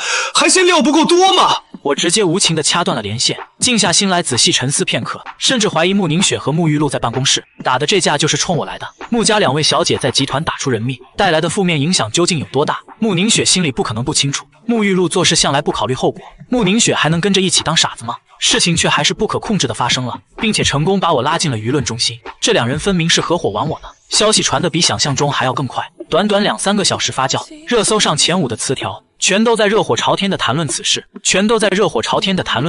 世家中的维谷科爱恋，穆氏姐妹为爱大打出手，贾少爷变身真姑爷，穆氏贾少爷究竟多大魅力？这一切以迅雷之势在京圈传开，乃至在整个京市都传得沸沸扬扬，利索得有些过于顺理成章，却又像是某些人早有预谋的棋局。叶子熙端起自己的餐盘，放去回收处后找了个角落，给弟弟拨去了电话，那头几乎是瞬间就接通了。弟弟似乎也在处理这件事，声音听起来有些发冷。姐有什么事吗？叶子熙并不介意弟弟的冷淡，语气温和地开口说道：叶晨热搜的事我听说了，你在学校里还好吗？我眸光微动，感到一丝意外。我没料到叶子熙特意打电话来，只是为了关心我的状况。怔愣了半秒钟后，我不禁放软了语气回复：我没事，这种空穴来风的消息同学不会信的，你不用太过担心。那就好。叶子熙明显松了一大口气，接着又继续叮嘱道：如果学校里闹得厉害，就请个假，先回家休息，千万别让自己受委屈。迟疑了好一会儿，我才不确定地问：姐看到热搜，你就没别的想问我的吗？例如穆宁雪和沐浴露为何为我打架？是不是真的想要跟我结婚？我在其中有没有刻意计划阴谋？叶子熙在电话那头轻笑出声：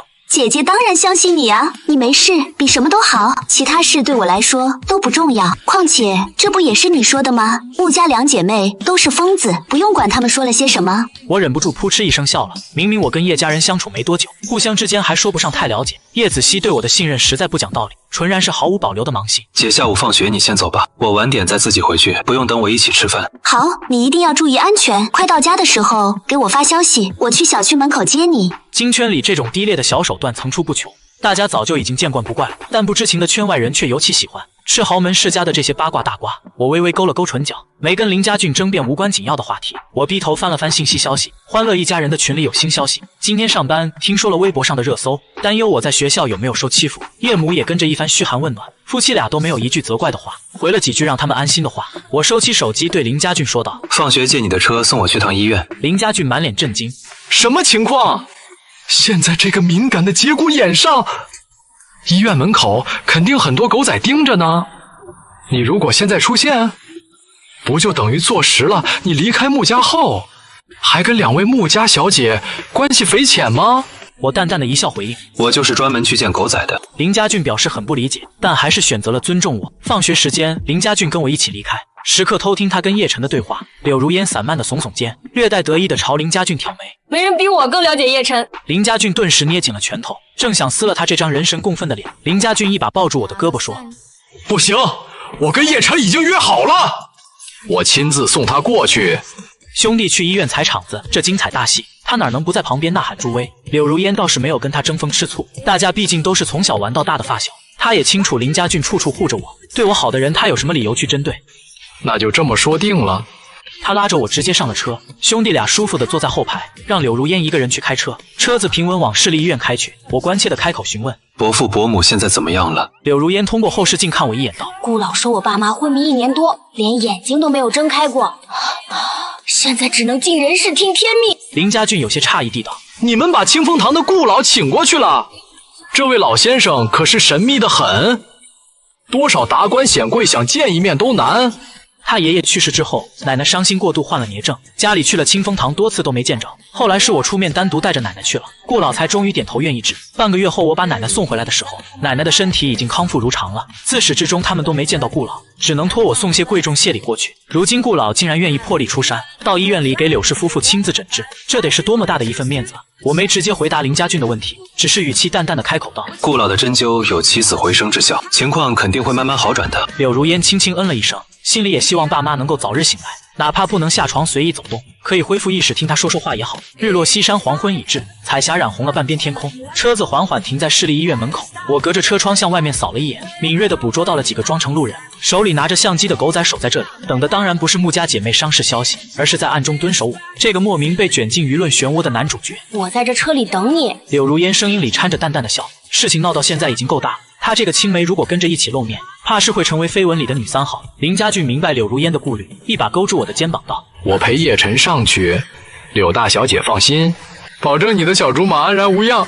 我垂下眸子，忍不住轻笑。谁说我要上去了？从一开始我就说了，我是来见那些蹲守的狗仔的。穆宁雪和穆玉露是死是活，跟我有半毛钱的关系。兄弟俩推开车门下了车，柳如烟单手撑在车窗内侧。叶晨，我看戏了。装成路人的狗仔看到我出现，一个个就像见到了发光的金子，纷纷拿出相机想要拍下照片，好回去大做文章做素材。怎料我脚步停在医院台阶前，眸光冷冷地向四周一扫，他们慌张想要躲避都已来不及。都别演了，不是要素材吗？躲起来偷拍多没意思，我本人就站在这，不出来打个招呼吗？我脸上挂着浅淡得体的笑，气场却凌厉不容侵犯，俨然还是那位身居高位的少爷。狗仔本来就是偷偷摸摸的工作，不同于别的正经八卦记者，哪有人愿意主动出来露面？一时间场面寂静的有些冷凝。林家俊在旁边冷笑了一声，刻意抬高声调警告道：各家媒体我都有认识的人，你们不出来打招呼，我就去跟你们上司打招呼。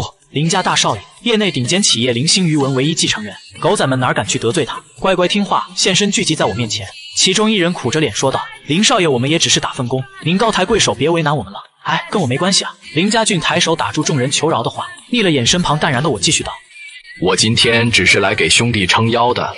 众人闻言又纷纷看向了我，我微微弯了弯唇角，泰然道：不是要新闻素材吗？此话一出，众人立刻秒懂，有的迅速打开手机录像，有的端起相机开始录影，开始干上八卦记者的提问工作。穆少爷，其中一人刚开口喊错称呼，遭了我一记冰冷眼刀才改口。叶少爷，对于今天热搜上的热议，您有何想法呢？是否打算从2位穆家小姐中选择一位作为婚约对象？我听后忍不住轻笑一声，笑意中带着毫不掩饰的冷。大家在京市工作这么多年，也报道过不少豪门世家绯闻，难道不清楚我和穆家那2位一直以来都势同水火吗？可是如今您离开了穆家，2位小姐又公然表示求娶意向，你的意思是说，我离开了豪门之后，就要用别的方式回到豪门，哪怕这方式是跟死对头结婚？我经商10几年，从没听过这么荒唐的致富手段。您特意来医院，不就是为了探望2位小姐吗？怎么您有兴趣跟我上去，欣赏我是如何扇他们耳光的吗？众人听后顿时噤若寒蝉，我态度强硬，语气里透着狠意，半点没有关心他们伤势的意味，更像是恨不得将那2人千刀万剐。看来以前京圈里的传言都是真的，我和穆家2姐妹水火不容，现在我不再是穆家的人了，更是从暗着斗变成了明着斗，这3人妥妥的老死不相往来啊！其实他们心里也觉得奇怪呢，以前见过3人同框好些次，每次都是电闪雷鸣，风雨交加，突然说穆家2姐妹为征嫁少爷，而不顾形象大打出手，实在令人感到匪夷所思。如今看来，这也是那2人为了让我过得不舒坦整的幺蛾子。我都已经彻底离开穆家了，圈层都不一样了，说不定此生不会有机会再见面，有必要还这样对我赶尽杀绝吗？拥有绝对权势地位的人，果然心肠都是极其狠辣的。这段采访视频一经上传，瞬间就冲上了热搜，风向随之发生了180度扭转。林家俊一边卷着盘里的意面，一边刷着手机里的热搜，想不通好兄弟到底是造了什么孽，还是挖了他们2家的祖坟了？怎么穆宁雪和穆玉露非要找茬呢？现在居然还放话说是要结婚，叶大少也是他们能随便染指的。林家俊越想越觉得生气，十分不爽地啧了一声，骂道：黄金矿工都挖不出他俩的神经！丰盛的晚饭过后，先将林家俊送回。林家俊利落地下了车，柳如烟迅速转移到了后排座位。每天不是上课就是忙于上班，能见到我的时间越来越少了。他心里自然是分外珍惜的，想每时每刻都待在我身旁。何况父母至今都昏迷不醒，他身边值得信任可以依赖的人也就唯有我一个人了。和我待在一起才能让紧绷神经稍微的放松下来一会儿。车厢里的光线十分昏暗，明暗交界落在少女脸庞上，将她优异的五官凸显更勾人。薄唇挺鼻，眉眼深邃，下颌线像刀锋一般凌厉好看。欣赏了一下这绝美俊颜，我没遗漏对方眼底的深深疲惫，声音清淡却透着浓浓关心。最近很忙吗？柳如烟疲惫地捏了捏眉心说道。还好，瑞明的芯片送来的很及时，董事会总算消停了些。不过柳氏事务繁多，大学的课程也不能落下，难免觉得有些分身乏术。尽管家里出了重大的变故，他仍旧不能轻易放弃学业，有高学历傍身才能避免日后落入别人借题发挥的口舌。柳氏的事务有萧念清帮着，柳如烟才能拥有一点闲暇时间去应付大学繁重的课程。也幸好在盛华就选修了经济学，加上从小耳濡目染经商，才能用最短的时间保证各科考试不会因为工作忙碌而落下。柳氏集团毕竟是柳家产业，是伯父伯母耗费半生建成的，我一个外人实在不好插手。瑞明的事务你就别操心了，平时一定要多注意休息。伯父伯母现在还没醒来，你要是再把身子熬坏了，还有谁能出面接管柳氏？豪门圈子里最不缺的就是阴奉阳违、落井下石的人，那些阴险手段我见得太多了。柳氏由柳之恒和柳母创立，恰好搭上了科技时代的快车，几年间从小公司长成大集团，成功跻身上流社会的圈层。当初投了点钱的小股东，如今成了柳氏的董事，开始变得张牙舞爪、耀武扬威，凭杯水之恩觊觎柳氏的利益，巴不得坐上董事长的位置，想要把控住集团的实权，从而在京城圈子里一举成名。柳之恒和柳母这一倒下，只剩柳如烟这个少女撑着，多少人想将她从高处拉下。再加上行业内竞争激烈，不少对家都盼着柳氏倒台，如今正是群狼环伺的局面，她一个人实在难以支撑。如烟以前没碰过柳氏产业，要不是柳之恒有先见之明，为她培养了萧念清做助手，这2年时间过去，柳氏怕是早就被瓜分干净了。2年前得知我非穆家亲生，我拉着柳如烟创立瑞明科技，在这家公司里我占7成股，柳如烟出资入股占了3成，这是我为自己铺好的后路，也是给如烟垫脚的踏板。科技发展的实在太过迅速，柳氏想长盛不衰就不能停，所以我投了大量资金研发，全都用在了芯片技术上。一旦有了新的技术成果，我能凭瑞明科技在京圈继续做我的穆家大少爷。柳氏跟瑞明科技达成合作，也能让如烟在柳氏扎稳根基。没想到事态变化的那么快，李海集团先研发出新芯片，柳氏夫妇又突然出了意外，柳如烟提前接管柳氏集团，处处都要受制于李海集团。幸好提前布局创立了瑞明，我们的新芯片研发成功，顺利跟柳氏集团达成合作，如烟站稳了柳氏内斗局面。谢谢你。柳如烟身子微微一歪，轻轻靠在了我的肩膀上，难得能这样放松的休息，我轻柔地摸了摸她的头发。是我应该谢谢你才对，穆家夫妇向来对我不管不问，我没资源也没什么人脉，在京圈根本闯不出名堂，哪怕顶着穆家少爷的头衔，也始终像个被操控的傀儡，从来没有选择人生的权利。是宁雪和如烟一路扶持我，你们一明一暗的帮衬着，我才能结识圈里的权贵，学会投资经营自己的产业，要不然真假少爷的事情败露时，我怕是做不到处变不惊，只会不知所措，被命运推着走。对了，周末我要去谢老那里拜访，他老人家说要亲自下厨，问你要不要跟我一起去。谢老隐居山林这么多年，现在难得搬回城里居住，我作为晚辈肯定得去看看。不过周末我得回一趟学校，可能要到晚上才能过去。没关系，反正他是叫你过去吃饭的，你能赶得上饭点就行。想到要见谢令那个老前辈，柳如烟忍不住笑了起来。每次见面，他总是喜欢拉着我们聊天，好像想用什么激将法，可惜都没能如他的愿。医院内，沐浴露的伤势还没有痊愈，胳膊缠着纱布用绷带吊着，脑袋上还被砸出了脑震荡。他缓过劲来，觉得不晕之后，立刻跑去隔壁病房找穆宁雪。穆宁雪的情况好不到哪里去，正静静地躺在病床上休养，左腿打了石膏被高高挂起。即便如此，他依然不忘工作。病床上的小桌子被拉了出来，他正在低头批阅着公司文件，看见沐浴露气势汹汹地过来，病房里的一众人顿时大惊，大家连忙上前想要拦住他。二小姐，大小姐已经伤得这么重了，您心里有气也该消了吧？是啊，二小姐，集团上下都等大小姐出院，还要等她回去主持大局呢。您要是实在还有怨气的话，要不您就打我几下出出气。沐浴露一把甩开拦路的人，指了指自己包着纱布的脑袋。他下手可是真够重啊，我差点就被他打成脑瘫了。一群人闹哄哄地劝说沐浴露，穆宁雪却合上面前的文件，语气极其平淡地开口：就算脑瘫了又能怎样？本来就是个没脑子的蠢货。穆宁雪你……沐浴露闻言当场就炸毛了，做事就要冲过去再打一架。其他人赶紧形成人墙拦住他。二小姐，您的伤还没好利索吗？千万别一时冲动啊！被众人苦口婆心的劝了几句，沐浴露这才堪堪压下怒气，眼睛直勾勾的盯着慕宁雪。看在穆氏集团的份上，这次我就不跟你计较了，但是你必须要赔偿我。行啊。让人意料之外的是，慕宁雪居然答应得很爽快。她冷冷扫了其他员工一眼：“你们先出去，我跟他单独谈赔偿事项。”其余人面面相觑，不知所措。虽然心里还是十分不放心，但依然听从命令退了出去。病房的门被轻轻关上，沐浴露浑身的怒气顿时消散。她施施然漫步走到病床边，懒懒散散地拉过椅子坐下。穆轩出现的莫名其妙，你那边查到什么眉目了吗？上次沐浴露觉得穆轩能拿到他跟穆耀威的亲子鉴定报告，并且主动上门来认亲，这件事情实在是太过蹊跷了。他就把自己的想法告诉慕宁雪，让慕宁雪暗中派人去调查。他是我们从小看着长大的，无论这么多年如何明争暗斗，也容不得别人算计欺负他。我们对他的底细一清二楚，了解他的性格和行事作风。突然多个不知底细的人进家，就怕会坏了整盘棋局。我已经派人去仔细查过了，始终查不出是谁给的鉴定书。慕宁雪的神色依旧十分平淡，似乎对这件事情不太上心。但沐浴露心里其实很清楚，慕宁雪哪怕天塌下来都能表现得一副泰然自若的样子，实际上她也在为此事烦心。那份亲子鉴定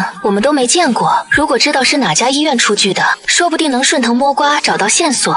沐浴露眼底带着一丝狡黠，话里的意思已经很明显了，要回家一趟把那东西翻出来。慕宁雪把小桌子上的文件丢开，一边收起桌子一边冷冷说道：“算计沐尘的事情没能得逞，正好找个人好好出出气，去把医生叫过来，我要办理出院手续。”沐浴露比了个没问题的手势，顺手抄起桌上的那几份文件，故意抬高了说话的声调：“大姐伤得这么重，还管什么公司的事情啊？穆家又不是只有你一个女儿，凭什么集团要由你来决策？你的腿都废了，你就在这里好好躺着吧，以后我来当穆氏的总裁。”门外候着的员工顿时吓坏了，心眼都快提到了嗓子眼，让沐浴露这个二世祖来决策，穆氏集团哪里还能有活路？恐怕不到2个月就得破产倒闭。看见沐浴露拿着文件大摇大摆从病房里面得意地走出来，员工们立刻蜂拥冲进病房。大小姐，绝对不能让二小姐插手公司，集团上下几千人都指望您呢，您快点想想办法。慕宁雪只是轻轻抿了抿唇，去帮我办理出院手续。好的，我这就立刻去找医生。我去给大小姐拿轮椅过来，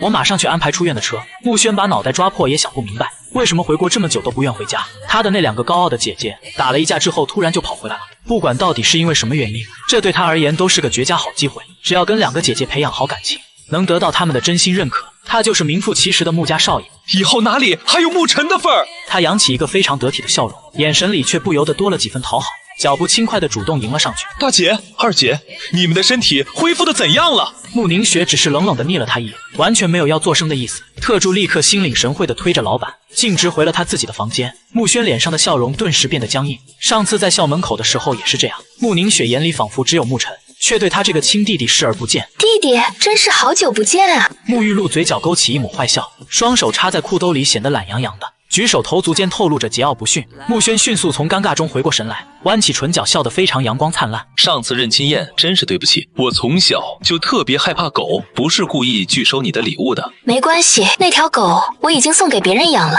沐浴露眼底总是透着一股邪气，偏生又长了一张妖冶的脸，实在叫人对他恨不起来。慕轩一时间都快看呆了，有些不自在地低下了头。二姐，不怪我就好，我刚进入这个上流圈子，各方面都还不太习惯，之前也闹出了很多笑话。他觉得沐浴露看着痞里痞气的，实际上应该还挺好相处的，比起跟慕宁雪那个面瘫硬碰硬，倒不如先从沐浴露这里下手。他继续小心翼翼地说道：“爸妈平时经常不回家，班上同学好像也不太喜欢我，就连大姐也。二姐应该不会讨厌我吧？”沐浴露似笑非笑地勾了勾唇：“当然不会讨厌你，你可是我们的亲弟弟啊。慕宁雪这个人比较一根筋，沐尘跟了他整整17年，他难免会多偏宠一些。不过你是有血缘关系的弟弟，只要你懂得投其所好，他早晚都会真心接受你的。”慕轩的眼睛倏然亮了起来，满怀期待地看着沐浴露：“这是真的吗？那二姐你可以帮帮我吗？”“我跟他自小关系就不好，我帮你只会让他更反感你。”沐浴露故意停顿了一下，眼底闪过一丝玩味的笑意，他不紧不慢地继续说道：“不过既然你是我弟弟，我也希望你尽快融入家里。慕宁雪平时喜欢收藏名家字画，听说隐居多年的大师谢令最近已经搬回城里住了，你要是能拿到他的画送去，大姐肯定会对你有所改观的。”谢令作为国内顶级的国画大师，在美术界拥有极高的声望。一句城内的消息散布得极快，一时间京圈人人都在到处打探，想要寻觅他的新居住址。老先生隐居山林这么多年，现在突然搬回到了城里住，豪门世家恨不得踏破他家门槛，纷纷表达自己对艺术的崇拜以及对老先生的敬仰之情，说不定还能捞到几幅珍贵字画。越是昂贵难得的稀罕物件，在他们眼里越是值得去追求。他们这些人最不缺的就是钱，金钱已经不能满足他们的虚荣心。在家里挂上几幅重金难求的字画，不仅能彰显出自己的高雅品味，同时还能侧面体现家族的权势。而谢令偏偏跟我成了忘年交，要是穆轩费尽心思找到他新居，却被毫不留情的扫地出门，那场面一定会非常精彩。沐浴露提出的这个建议，纯粹是把穆轩当猴子耍。可惜这是他们第3次见面，穆轩哪里清楚这个顽劣的二姐心底究竟在打什么如意算盘，他还真以为沐浴露是来提建议的，十分欣然的点头答应下来，笑得满面春风，喜不自胜。谢谢二姐，我这就去找谢老先生。沐浴露望着穆轩雀跃离去的背影，神色瞬间就冷却了下来。他都说了跟穆宁雪关系不好，又怎么可能真心给他提建议？真是个蠢货，一点意思都没有。这智商跟沐晨比差远了，聪明人愚弄起来才有趣味。沐浴露扭头看向一旁候着的人，后者立刻快速的走上前来，他刻意压低了声音询问道：穆轩来的时候拿着的那份亲子鉴定报告放哪儿了？穆轩兴奋地回到自己房间，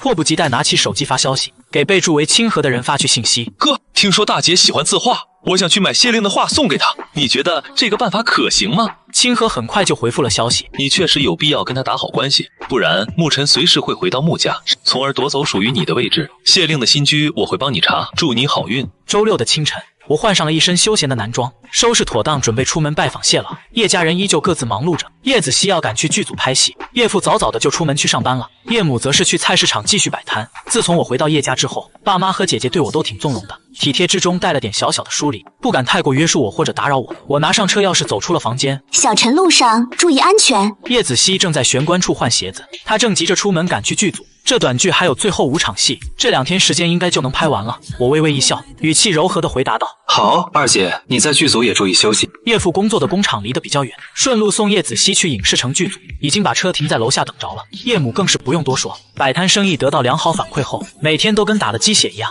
天还没亮就起床准备材料，早就不见人影了。他们一出门，房子里顿时安静的落针可闻。我深吸了一口气，穿上运动鞋，拿起外套，出门准备去谢老的新住址。给谢老安排的别墅就在附近，是一栋装修雅致的2层小洋房，院子里绿植茂盛，郁郁葱葱，因种了2棵桂花树，起名为金桂花院。还有他最喜欢的那把太师椅，以前那把实在太过陈旧了，我亲自画了设计图纸，让人给他打了一把全新的，放在后院最适合晒日光浴了。前院里一直吵吵嚷嚷的，佣人在应付那些粗鄙的暴发户，他躲在3楼房间里图个清静。前院里一直吵吵嚷嚷的，佣人在应付那些粗鄙的暴发户，他躲在3楼房间里图个清静。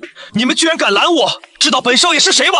我可是穆氏集团的小少爷，要是得罪了我们穆家，你们这些下人担待得起吗？听见这嚣张跋扈的说话腔调，谢令暂停了手机上的短剧，起身走到窗边，推开一条缝，顺着声音朝楼下院子看去，见到那个穿了一身华贵名牌却毫无气质修养可言的男生，谢令的眉心顿时拧成了川字。这人穿起龙袍也不像的太子，这就是把沐晨逼走的真少爷，丢了珍珠换回来一颗破榆木。穆耀威和陈静怡真是瞎了眼。此时在楼下，佣人还是保持着礼貌的态度，对门口的穆轩客气地说道：这位少爷，谢老今日约了重要的朋友，已经决定闭门谢客了。有钱还能不赚吗？给他几分脸面还真拿自己当回事，赶紧让他出来见我。他声调拔高的同时，表情也变得愈发面目狰狞。佣人猝不及防摔倒在地上，顾不得擦破皮的掌心，急忙爬起拦住要硬闯的穆轩。谢老乔迁新居，牌面可真是够大的呀，今天这里怎么这么热闹呢？熟悉又带着几分清冷的声音传来，穆轩猛地回过头，便看见周围想拜访的人群，主动朝两边退开了几分。我独自一人出现在院门口，穆轩顿时停下了脚步，如临大敌般死死盯着我。你来这里做什么？我笑得云淡风轻，纯良无害。当然是来拜访谢老的。穆轩像是听见什么天大的笑话，抱起双臂高高在上的看着我。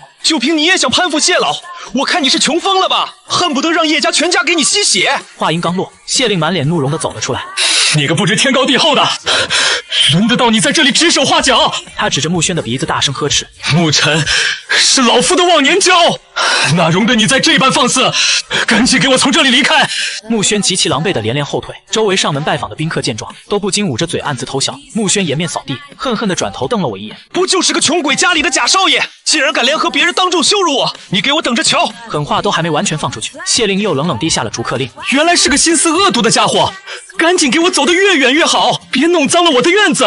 穆轩今天已经受够了屈辱，他咬牙切齿地站在原地，眼睛里闪烁着凶狠的光芒，指着我声嘶力竭的大声吼叫：沐尘才是个十足的毒蛇，抢走了我整整17年的人生，还带着班上同学一起孤立我，跟他混在一起的人又能是什么好东西？莫名其妙被波及的我无辜扬眉，慢条斯理地踱步走向穆轩。你这话听着可真够好笑的，难不成我刚出生就这么聪明，爬到你床上把你给踹掉，然后自己代替你被抱回穆家？班上同学更是无辜得很，明明是你把他们都当成蠢蛋，恶意往我身上泼脏水，他们不想跟心机深的人玩，这难道不是很正常的反应吗？感受到周围指指点点的目光，穆轩怒目圆睁地死瞪着我，气得上气不接下气，却一句反驳的话也说不出来。我施施然接着开口：还有我跟谢老是旧相识，你骂我也就罢了，谢老可是著名的国画大师，今天这么多人前来拜访，你当众肆意侮辱谢老的人品，不就相当于在侮辱这些宾客吗？看戏的人一听我这话，立刻从旁观变成了大声声讨。对啊，谢老的话可是千金难求，我们来这里都是为了拜访，怎么能眼看谢老被人诋毁，还在一旁袖手旁观呢？一时间，穆轩变成了大家的众矢之的，人人喊打着要把他赶出院子。慌乱之中，他才想起来自己此行的目的是要买到谢令的画去讨好穆宁雪，他强行压下被羞辱的滔天怒火，声音和态度都不得不放低几分。谢老先生，我大姐非常喜欢你的画，恳求您卖给我一幅，价格随便您怎么开都行。谢令根本懒得跟他多费唇舌，直接让人将他赶出了门外。其他人见谢老正在气头上，也不敢再多加叨扰了，纷纷恭敬的道别，随后离开。佣人赶紧把院门关上，这才长长的松了一口气。真是个难缠的刁蛮少爷。沐浴露心里倒是有点好奇，穆轩空有穆家少爷的头衔，在京圈没权势也没人脉，怎么能这么快查到谢令的住址？看来这背后暗中帮扶他的人身份绝不简单了。谢令转过身来，满脸欢喜的拉着我进屋喝茶。小陈啊，你可算有空来看我这老骨头了。谢老知道您刚搬家事务繁多，特地带了点好茶来孝敬您。我笑着将茶叶递了过去，谢令笑得眼睛眯成了一条缝，命佣人赶紧去烧水泡茶。一老一少进了茶室去酗酒，佣人在一旁忍不住感慨，好久没见过谢老这么开心了。我轻轻笑了一声，将目光转向了旁边的佣人。你手刚才擦伤了吧？去把家里的药箱取来，我帮你简单上点药。佣人受宠若惊，连连摆手推辞道：不用麻烦您了，只是不小心擦破点皮，我自己随便消毒一下就好了。我微微歪了歪头，清浅的笑着说道：不处理好的话很容易感染，若是伤口发炎了，你还怎么好好照顾谢老？我也没那么吓人吧？男生身姿挺拔，面容清俊，脸部线条犹如天工雕琢般完美，笑起来那双桃花眼微微弯起，宛如阳光般温暖和煦，清善的同时带有与生俱来的气场，使人莫名打心底产生幸福。佣人一时间不由得看呆了，恍惚了半天才去把药箱取来。佣人沈之夏不过是个20出头的女生，哪怕以前也见过好几次面，面对我这般俊逸出尘的男生，还是会忍不住感到十分害羞。微凉修长的手拿着棉签为他上药，他的脸已经红得像煮熟的虾了。他心里在想，这位少爷举止有度，仪态得体，还生了一张如此俊朗的脸，明明是养尊处优的少爷，却丝毫不见任何骄横脾气，反而平易近人，温柔亲善，不论在哪个圈子都会是焦点。如果自己未来能有一番作为的话，会不会也有机会让他多瞧几眼呢？听谢老之前提起过，你非常喜欢做音乐。我手持棉签仔细为沈之夏消毒，神色跟说话的语气都是淡淡的，随口找的话题不会显得过分亲近，也不会让人觉得太过疏离。对不熟的人永远维持着安全距离，可又能恰到好处让人放下戒备，不至于无话可说，导致气氛尴尬。就像我初到叶家时那样，有了话题，沈之夏确实放松了姿态回答：喜欢倒是挺喜欢的，但可能还差那么点天赋。我自己写了几首原创歌曲，拿去唱片公司面试了好几次，结果还是没能通过选拔。敢去尝试就已经是莫大勇气了，成功哪有一蹴而就的？贴好纱布，我将药瓶整齐收回药箱里，抬眸时弯起唇角，笑意柔和。我刚学习经商的时候，也投了很多赔本的买卖呢，现在还有个赔钱的项目在手里。人生有这么漫长的岁月，只要坚持不懈怠，相信总有一天能走向成功的。沈之夏痴痴地盯着我，眸光闪烁而明亮，他也相信总有一天会成功的。我起身将外套搭在手臂上。好了，谢老估计要休息一会儿，我公司那边还有别的事，改天有空我再过来拜访。沈之夏恭敬地送我出了门。柳氏跟瑞明科技正式签约合作，不仅柳氏上下开始忙碌起来，将新芯片用于产品开发，瑞明内部也有一堆事务等处理。之前本来都是扔给如烟管的，前天见他累得眼底都有了乌青，我不得不担起自己作为掌权人的责任。望着我乘车离去的背影，谢令忍不住在心底长叹一声。他这双阅人无数的老眼能看出来，这孩子处事圆滑，八面玲珑，简直完美的找不出一丝错漏。但有时候太过完美，反而正是一种难以言说的缺陷。就像穆宁雪表面看着金贵优雅，内里却全然是偏执疯批的属性。熟悉之后，他就知道这种缺陷源于穆家。穆家那3个孩子，一个比一个性格极端。谢令一直都很担心我心里那点缺陷会随着成长生根发芽，最终走上了难以挽回的歪路。幸好在我彻底长歪之前，遇上了叶家这群很好的家人，在亲情的温暖浇灌下，相信我会有所改变，变得比以前更热爱这个世界。剧组那边，叶子熙换上古装，做好了妆发，坐在一旁静静等待自己的戏份。今天剧组安排了2场打戏，不是拿着剑虚假的对战，而是他要为剧情实打实挨打。看着手里的台词剧本，叶子熙默默叹了一口气。如果不小心留了伤，晚上回家母亲看见肯定要心疼。子熙姐，听见熟悉的声音，叶子熙有些茫然地抬起头来，看见了留着短发朝气蓬勃的林家俊，手里还提着2杯温热的奶茶。叶子熙收起眼中的惆怅情绪，转为温和的笑意开口：家俊，你怎么跑到这里来了？林家俊举止十分豪迈地说道：我的酒庄就在这附近，今天看到你进了这片院子，猜你应该是在这儿拍戏，所以顺道过来看看你。哪怕跟叶子熙只见过2次面，他也全然不见任何拘谨。他递了一杯奶茶过去，笑着说：我专门给你带了奶茶，这算不算是入场门票了？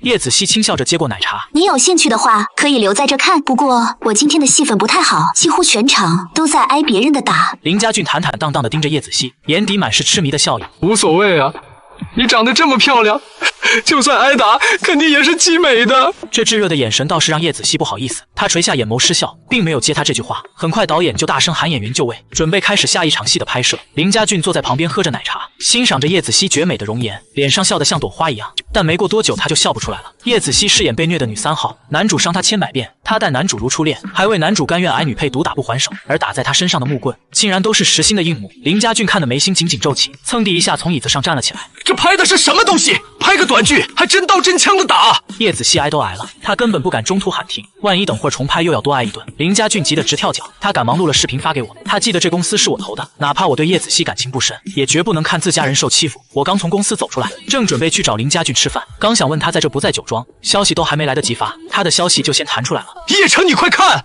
这哪是在拍戏，分明是冲着你妹妹来的！眼见别人手里的木棍就要重重敲上他的膝盖，林家俊心脏骤停，哪还顾得了那么多，立马冲上去死死抓住棍子。他狠狠瞪了对方一眼，质问：你是拍戏还是谋杀？看见无关人员闯入镜头，导演气得当场跳起来：正拍戏呢，哪来的闲杂人等！林家俊从林静瑶手里夺过棍子，用力扔在地上，怒道：我倒要看看你们拍的什么戏！木棍砸在地上的沉闷声响让导演瞬间愣住了，他赶紧跑过去捡棍子检查，随后勃然大怒，冲着工作人员怒吼：道具组怎么回事？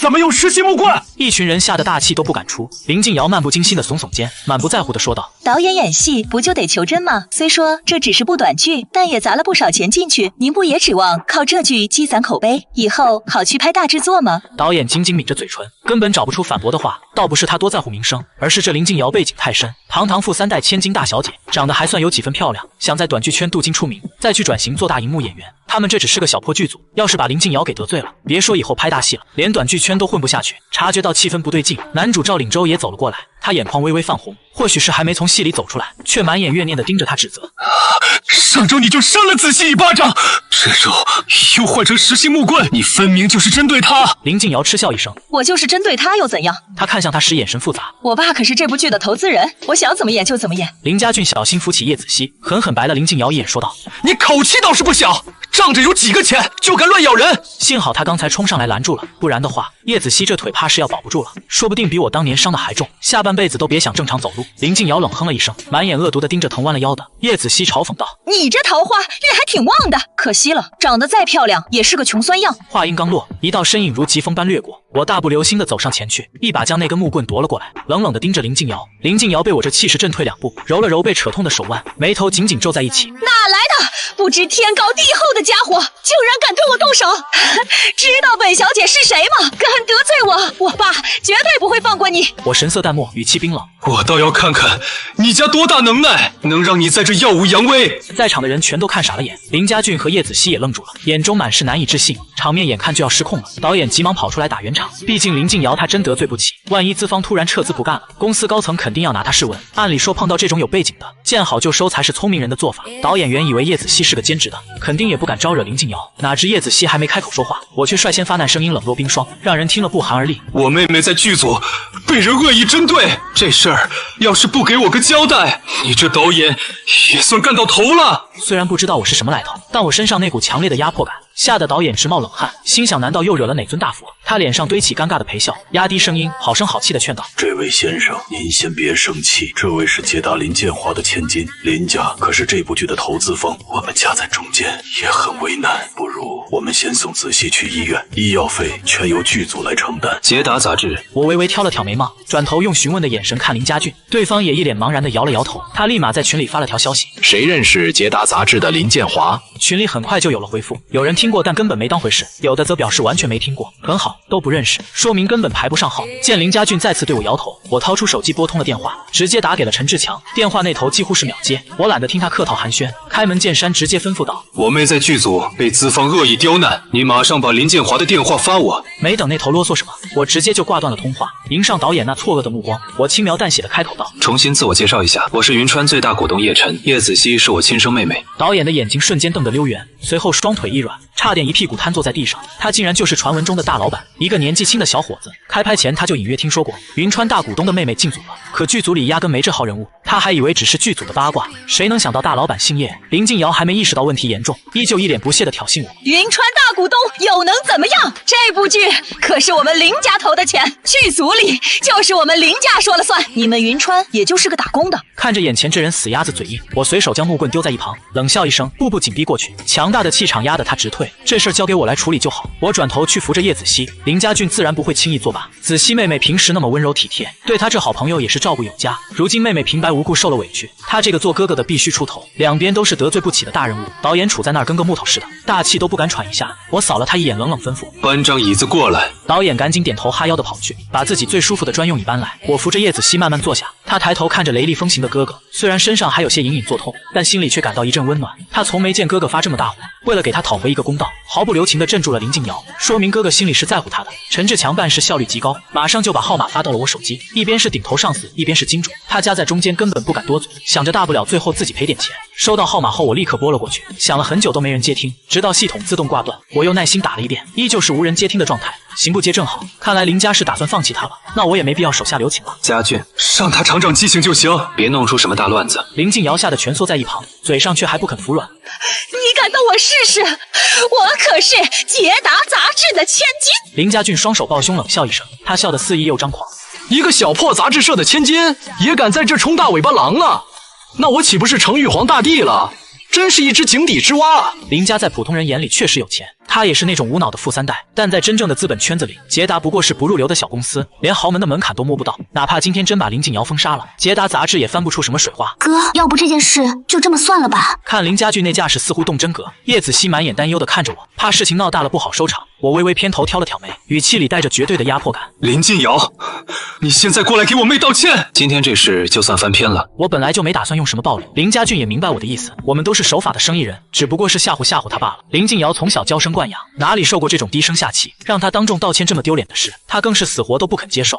有本事你就封杀我！你们两个不知天高地厚的，等我爸来了，要你们好看！连赵岭洲都看出了不对劲，眼前这两个男人绝不简单，他真搞不懂林静瑶怎么这么蠢，都这份上了还在死鸭子嘴硬。不过这些都跟他没关系，他才懒得管林静瑶的死活，就算真被赶出剧组也是活该。赵岭洲提着医药箱跑过来，在叶子熙身边轻轻蹲下，眼神里充满了急切与关怀。子熙，你伤着哪里了？我先帮你简单处理一下吧。叶子熙礼貌的微笑拒绝了。我瞥了一眼气急的林静瑶，又看了看献殷勤的赵岭洲，心里大概明白了是怎么回事。我对这种狗血三角恋没兴趣，我只知道自家妹妹受了委屈，绝不能就这么轻易算了。既然他林静瑶不肯好好道歉，我多的是手段让他低头。林建华不是不接电话吗？我就让他哭着主动打给我。我掏出手机联系了几个朋友，言简意赅的吩咐了几句。挂断电话后不到1分钟，林建华的电话就打了过来。我随手点开了免提，林建华满是讨好的声音传来：“叶总，实在是对不住，刚刚一直在开会没顾上，这不刚看到您的未接来电。”听到父亲如此卑微的声音，林静瑶瞬间僵在了原地，满脸不可思议的盯着我。这怎么可能？平时高高在上的父亲，怎么会对个年轻人低声下气？我似笑非笑的回了一句：“不打紧，要是再不接这通电话，以后你都没机会开会了。”林静瑶立刻拔高嗓门告状：“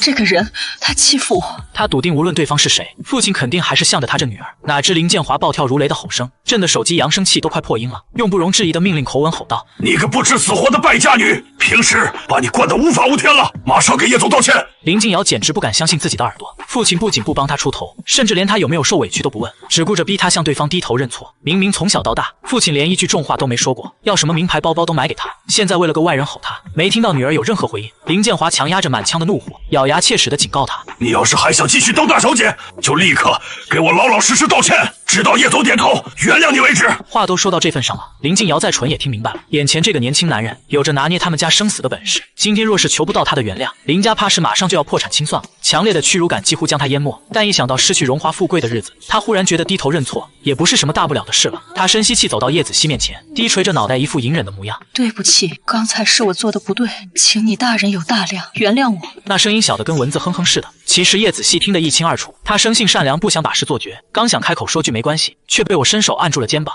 显然我这口气还没出顺，我的声音一如既往的轻了。刚刚耀武扬威的嗓门哪去了？这会儿怎么成哑巴了？我耳朵不太好使，没听清。林静瑶的脸瞬间长得通红，死死咬着后槽牙，挣扎了许久，索性豁出去不要这张脸了，提高音量大声重复了一遍：对不起，我知道错了，求求你原谅我吧。我微不可察地勾了勾唇角，错在哪儿了？他紧紧攥着拳头回答：我不该擅自把道具换了，接着拍戏故意刁难你，求你原谅我的莽撞。听到这话我才算满意，我弯下腰凑到妹妹耳边问：子熙，这下解气了吗？叶子熙嘴角挂着浅浅的笑，轻轻摇了摇头。他深知得饶人处且饶人，狗急了跳墙的道理他懂。他柔声对哥哥说道：算了吧哥，这样已经足够了。连我自己都没发觉，听着妹妹这声软糯的轻唤，心底的某处也跟着柔软下来。我直起身看着林静瑶，既然我妹妹大度不计较，今天这事就算了，但是你公报私仇，导致演员受伤，严重拖慢了剧组的进度。我现在以大股东身份通知你，你被云川剧组正式开除了，以后云川的戏你都不用来了。林静瑶这会儿哪还敢嚣张，不拍就不拍，全当休息了。只要能保住林家的家底，她就还是那个潇洒的富三代，以后总能找到别的门路。听到事情终于平息下来，电话那头的林建华小心问：叶总，那您看我们接大的投资？我语气平淡的回道：既然我妹不打算追究了，我也没必要非要断你们活路。挂断电话后，林静瑶灰溜溜的离开了剧组。这群烂摊子收拾干净了，我这才腾出空查看妹妹的伤。你先去把这身戏服换下来，我看看伤到骨头没有。导演是个惯会察言观色的，赶紧叫了2个女助理来帮忙，结果被我一记冷眼飞了过去。都离我妹远点！这一声吓得所有人僵在原地，谁也不敢再往前凑一步。林家俊拍了拍身上的灰尘，快步跑过来搭了把手，跟我一左一右护着叶子熙，朝着剧组的化妆间走去。赵岭洲也提着药箱跟在后面，扶着叶子熙在椅子上坐好。赵岭洲放下药箱后，很识趣的跟林家俊退了出去。我反锁好化妆间的门，帮忙解开叶子熙繁复的戏服，只是拿掉外衣，叶子熙倒也没什么好扭捏的，配合着脱下了外衣。看到哥哥越发阴沉的脸色，叶子熙忍不住捏了捏我的脸。不是都把人赶走了吗？怎么还拉长着一张脸啊？我没好气的回了一句：你倒是心大还笑得出来，明知道那个林静瑶没安好心，怎么不早点告诉导演？你就是来做个兼职而已，至于这么拼命吗？我真怀疑我们家是不是缺心眼，为了那180块的群演费，受了这么大委屈吭都不吭，简直傻得冒泡。叶子熙倒是非常坦诚，她是带资进组的大小姐，整个剧组谁不把她当祖宗供着？我也不想去触这个霉头，怕给你惹出什么麻烦来。他根本不知道我手里的底牌，要不是今天这一出，他都不知道我是幕后老板。万一真把那大小姐惹急了，影响了哥哥辛苦打拼的生意，那可就得不偿失了。我有些尴尬的摸了摸鼻尖，这事儿怪我没跟家里透底，没提过我名下那些产业，也没说过我在圈里的人脉。沉默了一会儿，我继续说道：那也不能站着挨欺负啊，大不了这破戏咱们不拍了。叶子熙认真的解释道：我听他们说这部戏热度高，我也想趁机历练一下，看能不能在短剧圈混个脸熟，哪怕以后不往娱乐圈发展，也希望能多门赚钱的手艺。他之前专门去打听过行情，普通兼职一天200-300块，要是有了名气那是按万计费的。他没奢望能一夜爆红，只是想尽量提高一点价值，多攒点钱减轻家里负担，也对得起哥哥陪他试镜的苦心。听到这我无奈的长叹一口气，在叶子熙身边拉了椅子坐下，看着他的眼睛语重心长地说：钱不是你这么拿命换的，你要分清楚主次轻重，首要任务是考个好大学，兼职只是为了体验生活，只有找到一份热爱的事业，才值得你倾注所有的心血。就像我当初四处投资练手，亏了赚了，我根本不放在心上，所以那些小公司我从不插手，但这家主营的公司就不同了，这是我精心布局的基石，投入了无数的人力和心血，这才是我的事业核心所在。人不能被眼前的蝇头小利绊住，眼光若是太过局限短浅，就会困在一个小圈子里，很难再实现阶层的跨越。叶子熙认真咀嚼着这番话，嘴角荡起一抹温柔的笑意。谨受哥哥教诲，今天真是给你添大麻烦了，还劳驾你亲自来给我撑腰。我瞳孔微微颤动了一下，有些不自然的抿紧了嘴唇。我自己也理不清心里的想法，反正一收到林家俊的通风报信，我这心里就七上八下的。赶过来听见那几句难听的羞辱，我脑子一热，差点就动手了。我以前可不是这么冲动的性子，但看到有人欺负我妹妹，我就是压不住这股火气。笑意在叶子熙清丽的脸上漾开，哥哥这副嘴硬心软的模样，在他眼里简直可爱到了极点。他也明白，哥哥以前吃了不少苦头，对这种纯粹的亲情还有些陌生，所以在本能的维护他、关心他时，总会表现出几分生硬的别扭。他不想把哥哥逼得太紧，很自然的把话题岔开了。你是怎么让林建华秒认怂的？我答得云淡风轻，捏住他的资金链就行了，仿佛这只是一件微不足道的小事。我拿着棉签给商处消毒，漫不经心的解释道：商圈说到底就是个利益互换，各行资本都是互相牵制的。我没本事把手伸到每个角落，但这不影响我编织人际网。普通人遇到麻烦四处求人，花钱送礼还得看人脸色，在我们这圈子的游戏规则里，很多时候就是一个电话的事。所以我一直热衷拓展人脉，如果不抢某个领域没熟人，我不介意撒网投资潜力股，培养几个能为我所用的棋子。反正我今年才17岁，舍得花10年时间去布局，等27岁事业巅峰期时，这些人脉将会是我最锋利的刀，这笔买卖怎么算都不会亏。我冷不丁地问了一句：你真的喜欢当演员拍戏吗？叶子熙老老实实的回答：全本都在各种花式受虐，林金瑶还在这公报私仇，脑子进水了，才喜欢找罪受呢。我忍不住轻笑出声。化妆间的门外边，林家俊悠哉地嘬着杯里的珍珠，听着里面兄妹俩的交心之谈，嘴角高兴的怎么也压不下去。天知道他刚才看我发飙有多爽。赵岭洲却是一脸愁云惨雾，实在搞不懂这大哥在乐什么。叶子熙都受了那么大委屈了，他居然还能心大地喝奶茶。化妆间的门刚拉开一条缝，赵岭洲便迫不及待迎了上去，眼眶微红，看着十分可怜。子熙妹妹，真是对不住，今天的事都怪我没处理好，才让你平白遭受了无妄之灾。叶子熙一头雾水的挑了挑眉，我更是无语的翻了个白眼。这男一号该不会脑子秀逗了吧？戏演多了，真把自己当情圣了。赵岭洲低垂着头，满脸愧疚，眼神中闪烁着掩饰不住的伤感。林金瑶一直对我死缠烂打，肯定是看剧里我和你有亲密戏，心里嫉妒，才故意找你麻烦的，是我害苦了你。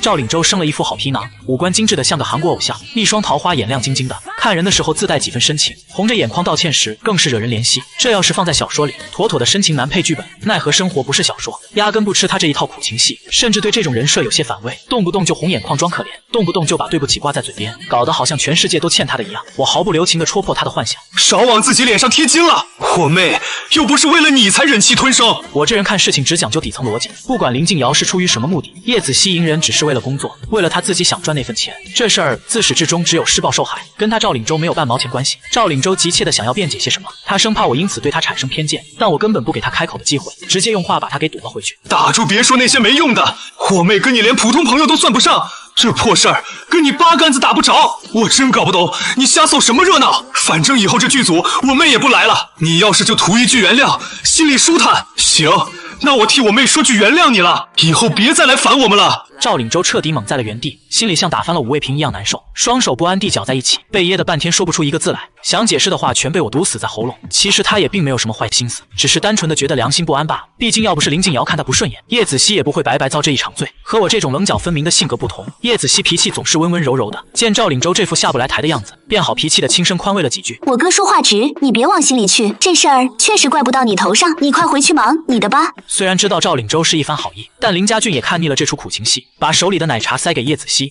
子熙妹妹，走去我酒庄里坐坐吧，我已经让人安排好午饭了。我们三人相视一笑，转身离开，留下赵岭洲独自在风中凌乱。导演见叶子熙换好衣服出来，立刻满脸堆笑的迎上前去。子熙啊，身上还有哪里不舒服吗？看病的钱去财务那边报销。叶子熙保持着礼貌而疏离的微笑，心里明镜似的知道他这番话全都是看在哥哥的面子上说的。我轻轻拉着妹妹的手臂，压低声音询问她的意见。这破戏你还打算继续拍吗？叶子熙认真的点了点头。既然接了，就拍完吧，就当是给我第一部戏上个钟。我赞赏地点头表示支持，但目光转向导演时却瞬间冷厉。今天出了严重的拍摄事故，剧组的场务绝对难辞其咎，把管道剧的人统统换掉。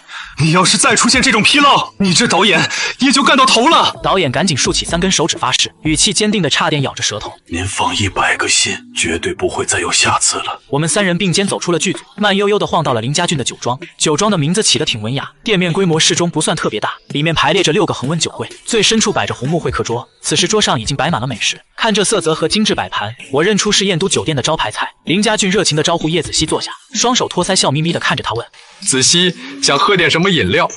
我这有鲜榨的葡萄汁、冰镇西瓜汁和浓郁芒果汁、鲜橙汁和清甜甘蔗汁。叶子熙被他报菜名给弄懵了，有些好笑的扯了扯嘴角。你这装潢这么高档的酒庄，怎么听着跟楼下水果店似的？林家俊笑得眉眼弯弯。你想喝什么我都给你变出来，全都是纯天然鲜榨的。要不是顾及叶子熙身上带伤，又是第一次光临他的宝地，他高低得开瓶拉菲庆祝一下。考虑到叶子熙对生意不感冒，我和林家俊默契避开了那些，只把话题围绕这家酒庄展开。一顿饭吃得其乐融融，叶子熙好奇地环顾四周问道：“你这酒庄生意还过得去吗？”林家俊咽下嘴里的菜解释道：“其实就是靠圈里朋友捧场，主要是我手里有几条好渠道。有老板想找好酒就托我打听，说穿了这行玩的就是人脉圈。圈子里谁家办酒席订婚宴的，或者遇上逢年过节需要送礼的，都会直接从他这拉几车走。这富贵圈对酒水的需求极大，他这店的流水还是相当可观的，至少比他之前瞎捣鼓的火锅店强。那你店里最贵的酒卖多少啊？”叶子熙忽然被勾起了好奇心，林家俊仰起头仔细回忆了一下，目前摆在明面上最贵39万，如果老板们需要更高档次的，那就得付定金，让我去国外寻摸，几千万砸进一瓶酒里都不稀奇。叶子熙听的眼睛都瞪大了，即便是在叶家最辉煌时期，他也没见识过39万的酒，更别提那种几千万的天价货了。我忍不住轻笑出声安慰他：“别被他这夸张的数字吓到了，我们平时也只喝普通的存酒，那种上千万的纯粹是用来升值的。就算再有钱的顶级大佬，谁吃个便饭开几千万的酒解渴？”叶子熙愣了那么几秒钟，随即也被自己表情逗乐了。酒足饭饱之后，我带着叶子熙起身告辞。子熙晚上我带佳怡去谢老呢，还有几个商业上的伙伴在场，带你过去，怕你觉得不自在，我就先送你回家休息吧。好，你去忙吧。叶子熙是个极有分寸的姑娘，谢老先生是哥哥的忘年交，也是小妹叶佳怡的启蒙恩师。但像谢老这种德高望重的人物，登门拜访得先探探口风，征求人家同意了才好敲定行程。车子平稳地停在小区大门口，我小心搀扶他往楼上走。我受伤的事你千万别漏嘴，免得爸妈知道了跟着瞎操心。我心领神会地点了点头，叮嘱道：“那你晚上洗澡注意点，那几处伤口千万不能沾了水，等我晚上回来再给你重新换药。”叶子熙满是宠溺地拍了拍我肩膀，整个人散发着柔和温暖的光芒。我看着他这温柔模样愣了一瞬，随后在心底无声地叹了口气，难怪林家俊那小子一天到晚总是盯着我妹犯花痴挪不开眼。我告别了叶子熙之后，又顺路去商场挑了些贵重礼品，这才驱车前往谢老的住处。谢老正坐在客厅里品茗，我将手里提着的大包小包全放在了红木茶几上。谢老见状笑呵呵地打趣道：“哎呦，还给我带东西了呢，都是孝敬我老人家的吧？”我在舒适的真皮沙发上坐下，接过沈之夏递来的温热茶水。总不能空着手来蹭您的饭，挑了些品质极好的虫草花椒，平时记得让阿姨炖汤喝。想着明天刚好是中秋佳节，就顺带给您烧了一盒月饼。听说有好吃的月饼，谢老眼睛一亮，急忙追问：“是我最爱吃的双黄白莲蓉吗？”我没好气地白了他一眼，提醒道：“您这血糖可一直降不下来，还是少吃点那种高糖的甜食吧。”我买的还是他心心念念的口味。谢老乐呵呵地掏出精致糕点，全是专门投其所好买的茶点。这些可不能敞开肚皮吃，之夏在这儿盯着您呢，一天最多只能解馋吃2块。谢老撇了撇嘴，有些委屈的答应：“知道了，年纪不大，管得倒挺宽，成天就逼着我喝那些苦汤水。”闲聊了没多大一会儿，柳如烟也风尘仆仆地赶到了，她手里同样提着好几个精美礼盒。谢老，好长时间没来看您了。柳如烟熟才地微笑着打招呼。谢老端着长辈的架子冷哼一声：“哟，刘总居然还记得我这老骨头呢！”柳如烟被他这模样逗笑了。我这不是特意来负荆请罪了吗？谢老接过那些沉甸甸的礼物，一套崭新合体的高档西服，一双舒适软底的手工皮鞋，还有野山参鹿茸干刺餐等。怎么全是药味冲天的补品啊？柳如烟扑哧一声笑出了声。您多喝点补汤对身体好。叶佳怡瞪着水汪汪的大眼睛，直勾勾地盯着柳如烟看个不停。这姐姐长得可真好看呀，简直比电视里的大明星还要漂亮。她悄悄凑到我耳边小声询问：“哥，这个漂亮姐姐是谁呀？”耳朵尖的谢老抢先一步开口了：“这可是你哥未来的媳妇，快叫嫂子！”柳如烟那张清冷的脸刷得红了，我气急败坏地狠狠瞪了谢老一眼，然后一本正经地向妹妹介绍：“别听她瞎说，这是哥从小玩到大的好朋友，你叫她如烟姐姐就行。”叶佳怡乖巧懂事地点了点头，礼貌地从椅子上站起身问好：“如烟姐姐好，我是叶晨哥哥的亲妹妹，我叫叶佳怡。”柳如烟弯下腰，平视着小姑娘，顺手将一个小巧的礼品袋递过去：“佳怡你好，这是姐姐给你准备的见面礼。”叶佳怡用眼神询问我的意见，看到我微微点头表示同意后，她才恭敬地接过了袋子，声音甜甜地道了声谢：“谢谢如烟姐姐。”柳如烟温柔地摸了摸她的头发：“没关系，下次你画幅画当回礼吧。”准备下厨露一手的谢老系上围裙，乐呵呵地钻进了厨房。沈之夏跟着进去帮忙洗菜切肉，叶佳怡安安静静坐在沙发上，捧着带来的画册认真翻看。柳如烟自然地坐到了我身边，她现在就像是一只疲倦的小猫，顺势将脑袋靠在了我的肩膀上。我反手握住她有些冰凉的手，轻问：“明天是先去医院陪柳伯父伯母，还是直接飞国外探望外公外婆？”她闭着眼睛，声音透着浓浓的疲惫：“上午先去医院看看我爸妈，下午再订机票飞国外吧。”她这副虚弱的样子不是装出来的，而是真的已经被工作掏空了精力，声音里带着掩饰不住的沙哑。这几天为了把中秋的行程空出来，一直在公司里没日没夜的加班，就是为了能踏实陪家人过个节。柳如烟说要去 K 国探望长辈，巫山那边出了点状况，这趟飞过去处理，估计得1个多月才能回来。我垂下眼帘，默不作声，把玩着手里的物件，轻声回了句：“工作要紧，医院那边我会替你照看好的。”他紧接着叮嘱我，柳氏可能也需要你盯着些，目前新品还在研发阶段，刚和瑞明签了约，最怕这种时候出乱子。我点点头说，好，有我能帮上忙的地方，让肖念清随时联系我。谈完工作上的安排，柳如烟坐直了身子，想起些要紧事对我说，你上次提的那件事，目前有点消息了。我微微一愣，反应过来他说的是穆轩，莫名找上穆家的事，我当时亲眼看过穆轩带来的那份亲子鉴定，知道是哪家医院出具的，所以不至于像无头苍蝇。柳如烟派人去查了，调取了医院的监控录像，确认是穆轩亲自送去的样本，而且也是他亲自去取的结果。肖念清在那边，在医院碰见了穆宁雪的人，穆宁雪和穆玉露应该也在怀疑穆轩的真实企图。我若有所思地摸了摸下巴，穆轩不可能拿到穆耀威的样本，所以他背后确实有人在帮忙。可是这就让人觉得十分奇怪，幕后之人如果真心想帮他，直接把鉴定结果给他不就好了？为什么要让他亲自去做鉴定，还要出现在监控录像里，留下让人怀疑的明显痕迹？穆轩如果真的是穆家亲骨肉，回归穆家本就是理所应当的。幕后之人算是做了件天大的好事，完全可以借此攀上穆家的高枝，干嘛非要藏得这么深呢？柳如烟抿了口热茶对我说，先前怀疑你们当年并非单纯报错，而是有人意图不轨，刻意调换，但我派人去你出生的医院查过，10几年前的陈芝麻烂谷子早就查不出什么蛛丝马迹了。他突然有种强烈的不安，直觉这件事情远没有那么简单，因为普通病房出生的孩子和贵宾病房出生的孩子根本不可能安置在同一层楼。幕后之人大费周章地进行调换，把本该在普通病房里的我换到了顶层的贵宾间去，对方到底图什么呢？况且换掉刚出生的婴儿，对他而言能有什么实质的好处？这事情实在太复杂了，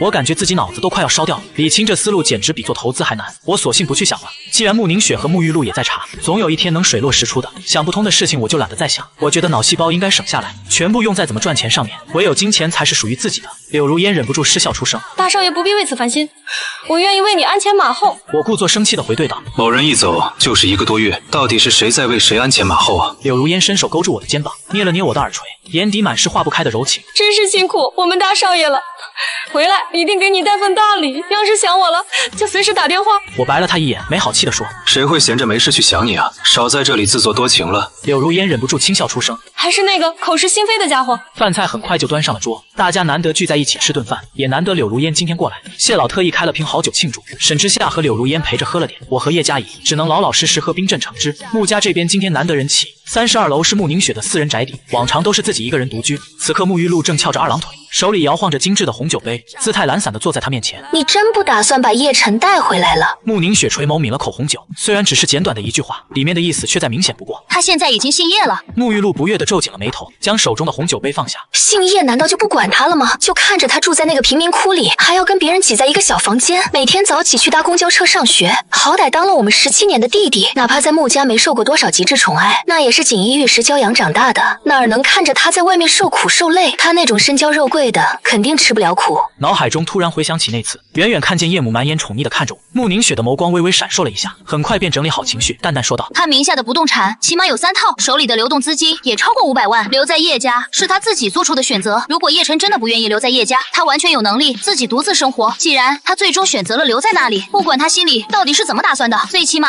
他认可了叶家的人品，他清楚自己绝不会受半点委屈，否则用不着我们苦苦相劝，他早就跟叶家断绝关系，自立门户了。穆玉露烦躁地抓了抓头发，而后疲惫地闭上双眼，叹了口气，随便吧，我也懒得管了，他翅膀也长硬了，确实轮不到我们去多管闲事。柳如烟开车送我和叶嘉怡回去，光是想起沈之夏看我的那种眼神，他就感觉心里头一阵酸溜溜的，连说话的语气都透着浓浓的醋意。能不能别到处散发你的魅力了？我这危机感可是很重的。我闻言不由得愣了一瞬，接着扑哧一声笑出声来。你这飞醋吃的毫无道理啊！我跟沈之夏一点都不熟，加他纯粹是为了搞事业。他一边开车一边问我，你是想出手帮他吗？我神色平静地回答道，先听听他写的歌到底怎么样，听完之后再考虑要不要帮。我对沈之夏这个人毫无兴趣，听他的作品是为了衡量他的价值，考察他值不值得我进行投资。金圈里有头有脸的人我基本全认识，持股的产业也几乎涵盖了各个行业，不过这对我个人的野心而言还不够，我现在想要去赚娱乐圈的钱了。沈之夏就是我的第一个考察对象。柳如烟闻言无奈地叹了口气，心里还是久久觉得无法安定下来。叶晨，我一直都在等你，所以你也等等我好不好？我嘴角勾起一抹肆意的弧度。我是绝对不会等你的，我会一刻不停地往前走，没有人能让我停下前进的脚步。唯有把金钱和权力牢牢握在手里，才能在任何场合都有说话的权利。这可是我当初在穆家学到的真理。